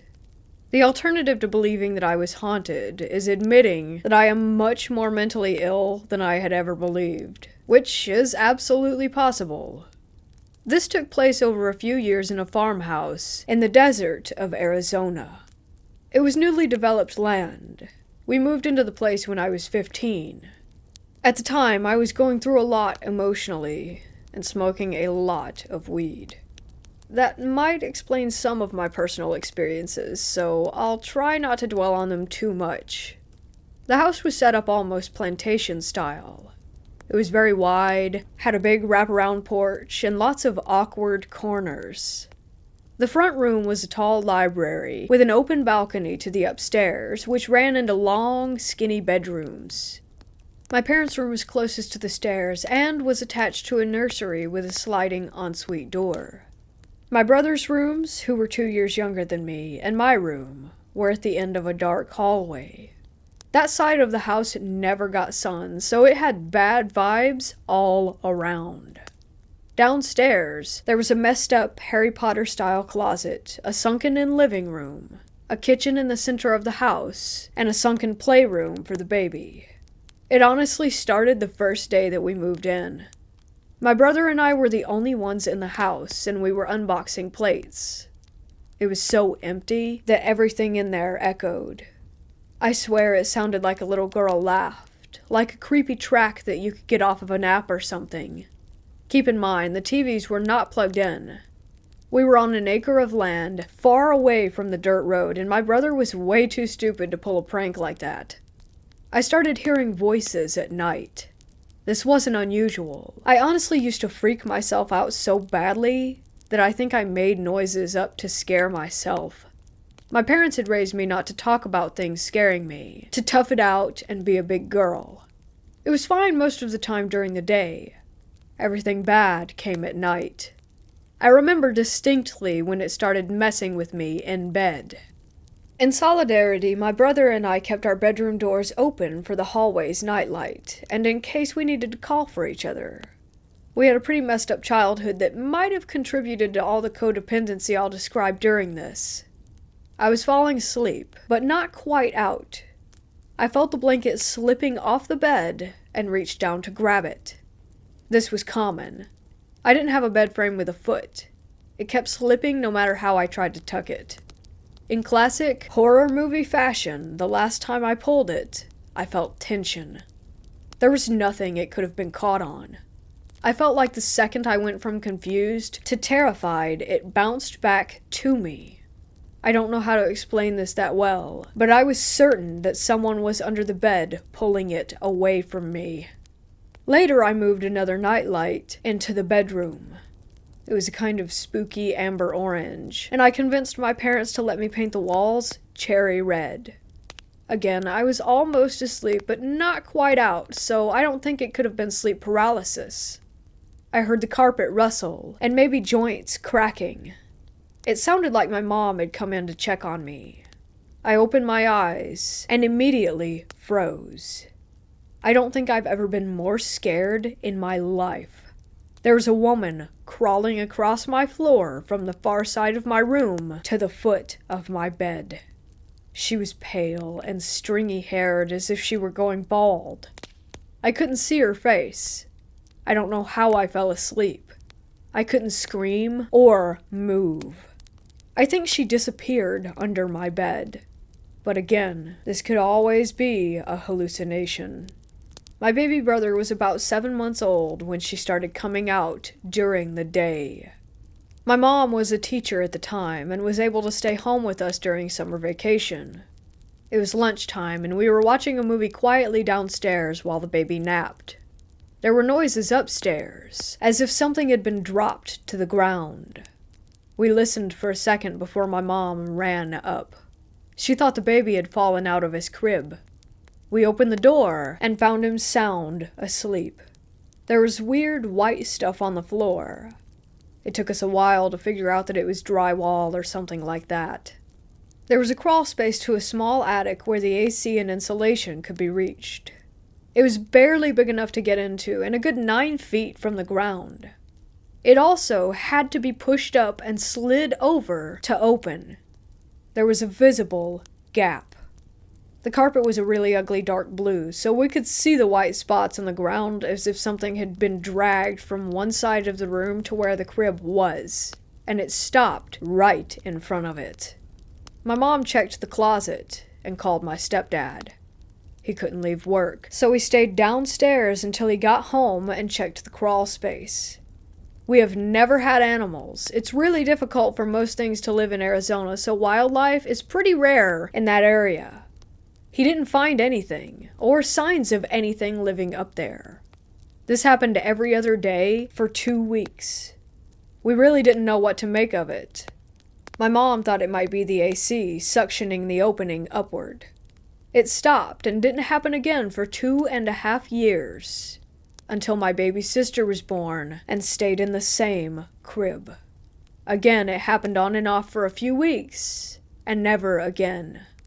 To keep my own solo experiences brief, I had a period of 3 months where I straight up did not sleep. I went crazy. Every night, I felt like my bed was shaking. The instant I laid my head down, it would vibrate, the metal frame would sway, and I would feel as if something was pushing the mattress between the baseboards or sitting on the corner. I had my brother touch the frame one night to tell me if the shaking was in my head or not. He said it wasn't, but I'm still not sure if he wasn't just playing into it. I thought I might be having seizures or something. At one point I got so frustrated I started sleeping on the couch downstairs with the dog. I started hearing whispers too. Not a noise that sounded odd, but someone calling my name. My name has 3 freaking syllables. I would be in my room, door open, doing something at night after my parents went to bed. It was a female voice, but it sounded off. I don't know how to explain it. The downstairs really scared me after the lights went out, so I never went down, but I did walk to the balcony and look. I never saw anything, but the whispering would stop when I got close. My brother started hearing it too. He's kind of weird. His life's dream has been enlisting in the army, so his reaction was always getting his knife and walking right downstairs to confront it. He would turn the lights on and look around before coming right back up. He slept on my floor a few nights because he was convinced that she wanted me. We had prior haunting experiences, which led to my parents making jokes that the ghosts follow us. They didn't pay much attention to it at the time when it was quiet. One night, my parents went out with the babies. My brother and I were in our rooms, doors open per usual. We started hearing something strange. At first, I thought it was the wind. It got louder until it was clear that a woman was wailing. I know it sounds crazy, but it was so clear. We hid in my room for what felt like hours, calling my mom. For some reason, it never occurred to us to call the police. Eventually, the crying stopped. We hatched a plan to run for the stairs and out the nearest door. All of the lights were on in the house, and my brother has his stupid knives. It's like it knew that we were going to leave. We heard shuffling outside the door, and maybe breathing? I guess it could have been the air conditioning. We kind of decided that we were ready to die, unlocked the door, and booked it. The crying started again, and it was very clear that it was coming from my parents' room. We stood outside the property line for another hour waiting for them to arrive, watching the house. No one could have gotten out without us seeing. We had huge windows lining the upstairs hallway that showed everything with the lights on. My parents again made fun of us, and still do about that night. A few other incidents include my baby brother talking to the man upstairs. He would stand in front of the balcony and chat up to someone. He told us that the man was hiding in my room. He talked about the man in the window and would ask, "Who's that?" directed to the doors at night. I don't want to talk about all of it, but there were so many instances of voices, doors slamming, and things being knocked over in my room that I really did think I was losing my mind. I moved out at 18 and came back occasionally, usually to babysit. Apparently, my reluctant believer mother and absolute skeptic stepdad watched a coffee pot jump off of the counter. They were also outside sitting and having an open fire while drinking a coffee when they saw a figure in the balcony window of our room. It was a tall man, but my stepdad still needed urging to go upstairs. It appeared a second time, closer to where the nursery door was. My mom said she had horrible dreams about a man in the corner of her room after that. She was present for many of the instances where we heard footsteps upstairs, doors slamming when the AC was off, etc., but she always denied that there was anything wrong. Once my parents left town with the kids for a week. At this point I was 19 and living happily an hour away. My mom begged me to check on my brother and stay a few nights for the weekend. I arrived during the evening after I got off of work. I asked how had things been when he was alone. He said he was fine, he just didn't go upstairs at night and, quote-unquote, minded his business. He said if he ignored it and tried not to get scared, then it in return ignored him. He felt safe with the dog. We were watching YouTube and eating when we started to hear a deep noise. At first I thought it was a bike or one of the small buggies that people drove out here. Then I noticed that it was holding a tune. It was humming. The dog had a weird thing about staring into the bathroom if the door was open, which is scary at night. This time, the door was closed, and he still stood up and stared. The noise was so deep that it sounded as if it couldn't have been human, but it was definitely melodic. There's nothing I could think to figure out to try and explain it. My brother and I just kind of looked at each other. Then, a door slammed upstairs, and we decided to nope out of there and go for a walk. When we got back, I decided that I would sleep in my parents' room. It didn't feel right to stay in the kids' room, but looking back, it would have been best to stay close to my brother. I fell asleep surprisingly easy. I guess about 2 hours passed before my brother slammed the door open. The house smelled like it was burning. Not really like a fire smell, but more like burning plastic and trash. I was panicked. I was the adult and had no idea what to do in that situation. We checked the house. I turned off the air conditioning, thinking it might be on fire. We opened all the windows and fell asleep on the couches downstairs. The next day the smell was still lingering, but less overwhelming. The air conditioner was fine when I turned it back on. Like usual, the day was fine. That next night, my brother and I went on a Jack-in-the-Box run. It might have taken 30 minutes. We arrived home to a mess of blood, vomit, and shit. The dog was sick all over the living room. We immediately took him to an emergency vet, certain that he was dying. They checked him for everything that they could and gave him a clean bill. When we got home, all hell broke loose. My brother and I were cleaning up the mess with the doors open for airflow. There were absolutely insane banging noises coming from upstairs. We hadn't locked up on the way out. My brother thought that someone had snuck in and was trashing the place. He went up to check, and I hung out downstairs ready to call the cops if need be. Nothing happened. Nothing even seemed out of place. We kept cleaning, but the noise started almost immediately. It kind of sounded like someone was shouting behind a wall of cement. I couldn't tell the gender. My brother told me he had been fine until I got there, that I could leave if I wanted. I totally did, and I didn't go back. My parents sold the house this year. During the interim of the move, they stayed in an Airbnb. My brother lived really close to his work, so he stayed in the house with the dog for a few weeks. This story is just his own, so I'm not sure if I believe it. Like I said, he's kind of strange, but he's also not really one to embellish. He had been hearing the usual things, even his name being called in the night, but ignored all of it. His friends had been coming over to keep him company. The last day he was supposed to finish moving, he brought another friend. He says he felt that they were being watched the whole time when they cleared the place out, and his friend left him to lock up. They got into the car facing the house when they noticed that the blinds were open. They were definitely closed on the way out.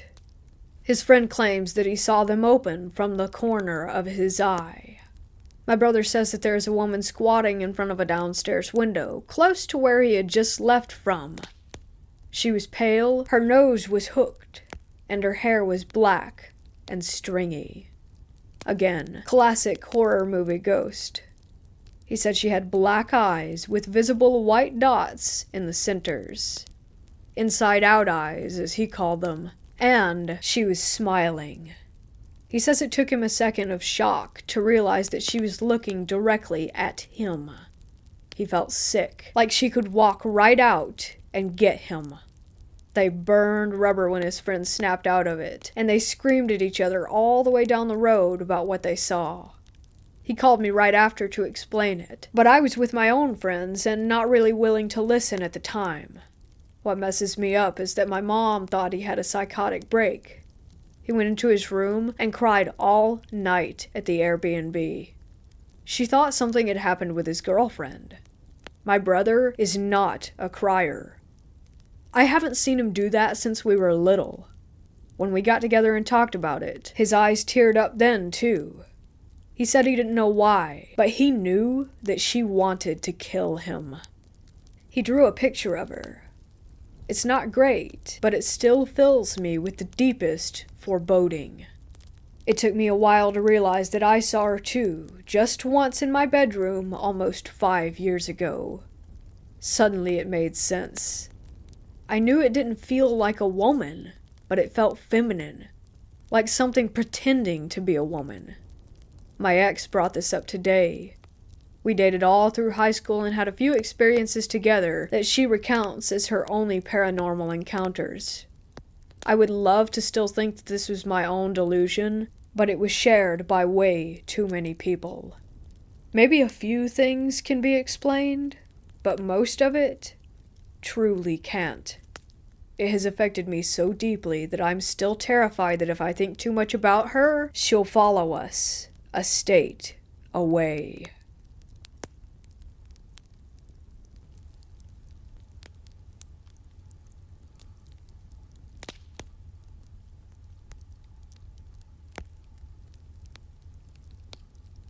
My birthday was on April 14th and I had just turned 12, so there were multiple balloons on the floor where this happened. It was around 3:30 a.m. on Sunday, and my family was asleep, but I was playing with my new birthday present, a Nintendo Switch, in my bedroom. I heard a loud pop sound coming from the kitchen. It sounded like a balloon, but louder and sort of more aggressive, if that makes sense. I put down my Nintendo Switch and told the girl that I was playing with that I would be right back. I opened my bedroom door and headed to the living room to explore the cause of this noise. I saw a deflated balloon in the same spot where it was earlier. Out of the corner of my eye, I see a misty white apparition in the shape of a woman, maybe about 4 feet tall, seated on my dad's sheepskin chair. I felt extremely cold, and an inexplicable feeling washed over me. The best way I can describe it is an overwhelming feeling of dread. I really wanted to go back to the safety of my own room, so I turned around and went back inside. I was playing with my friend and it was around 4:15 a.m. when I heard another noise coming from the living room. It was the sort of sound that you hear when something falls on glass but doesn't break it. Being scared as hell, I decided not to explore, as the sun was rising and I was getting ready for online school, and I go to the living room and the second noise happened. I see a framed picture lying face down on the ground. The picture is of my grandma who died in 2009, holding me as a baby.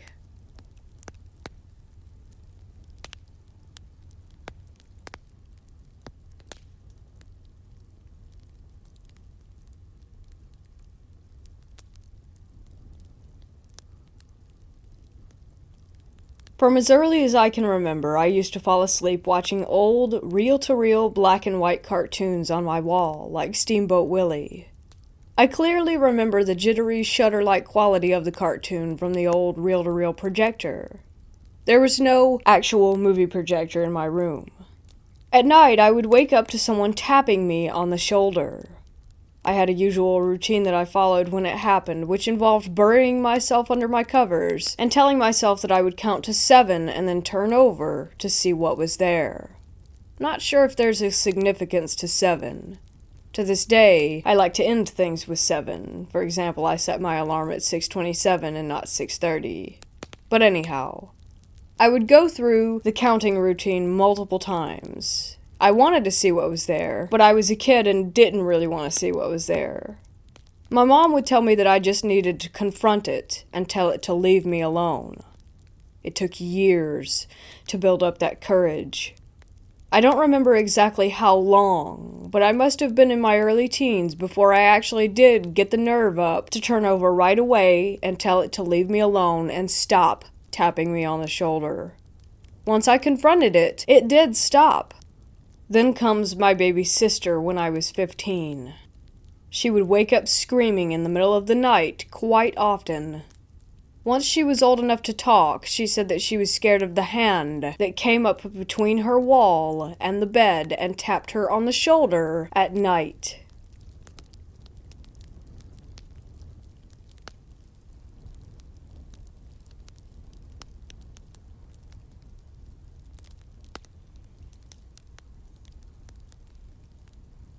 I'm renting a house currently with some of my friends, and since we moved in this summer, there was an attic door that had a lock on it from our landlord. Well, me and my friend got curious and decided to try and pick the lock. We ended up getting the combination, and when we went up there, I took 3 photos. One is of the front window, one of the back, and one was of an odd postcard on the ground. I sent a photo to a friend, and without me realizing, there was a very clear face in the window with distinct features, eyes, nose, mouth, and head shape. Prior to this, there had been no experiences in the house besides some odd noises. My housemate claims he saw the same face in a different window today after we locked the attic back up. I'm scared that we may have woken something, and I honestly want nothing to do with it.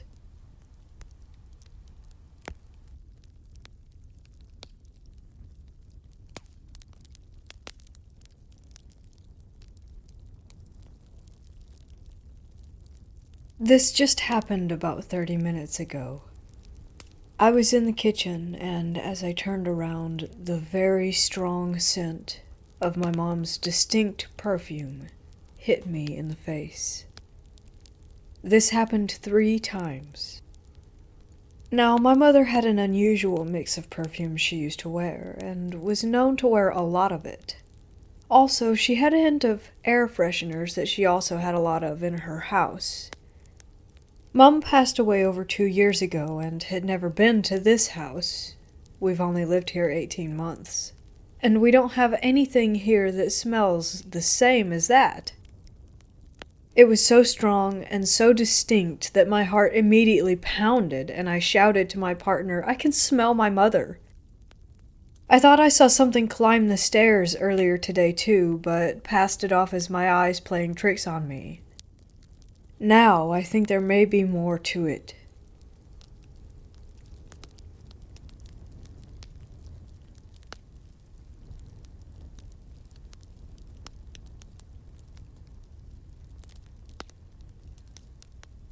In 2007, I moved into the house I currently live in. It's over 100 years old, and ever since I can remember there have been weird or creepy things that occur. Recently, I've heard noises late at night while I'm in bed. For context, I sleep on the top floor of my house, and it's been getting really creepy. Another thing is that in the hallway we have an attic door that's bolted shut and hasn't been opened by our family or my neighbors who used to live here from what I have been told. I decided to ask my father about it, and he told me that it wasn't a full-size attic, and is more of a crawl space which goes right over my room. And the part that creeps me out the most is that we've never had any animals besides the occasional mouse in our home, which makes me think that what I'm hearing doesn't sound like an animal at all.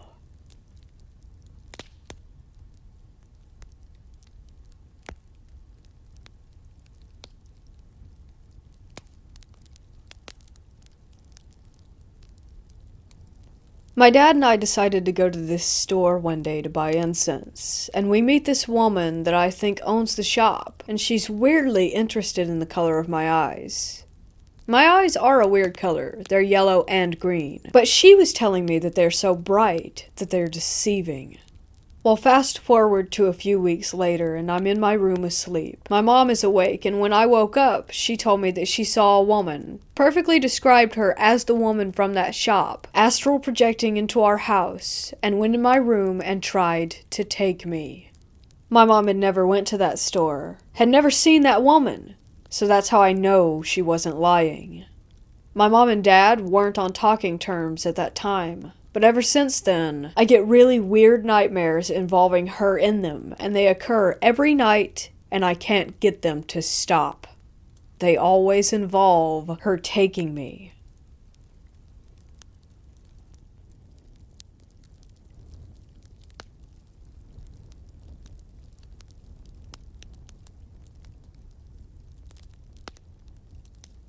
I've been working at a funeral home for about a year as an assistant, and will be starting up my apprenticeship next month.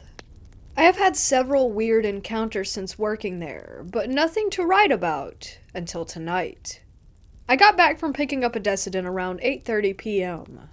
I wheeled him into the prep room, and as I turned around to close the door behind me, I heard a man's voice. The voice either said, "I'm here," or "Come here." I wasn't too freaked out. Weird stuff happens a lot. However, this is the first time that I have actually heard disembodied words. This isn't the most exciting story, but I definitely thought that it was worth sharing.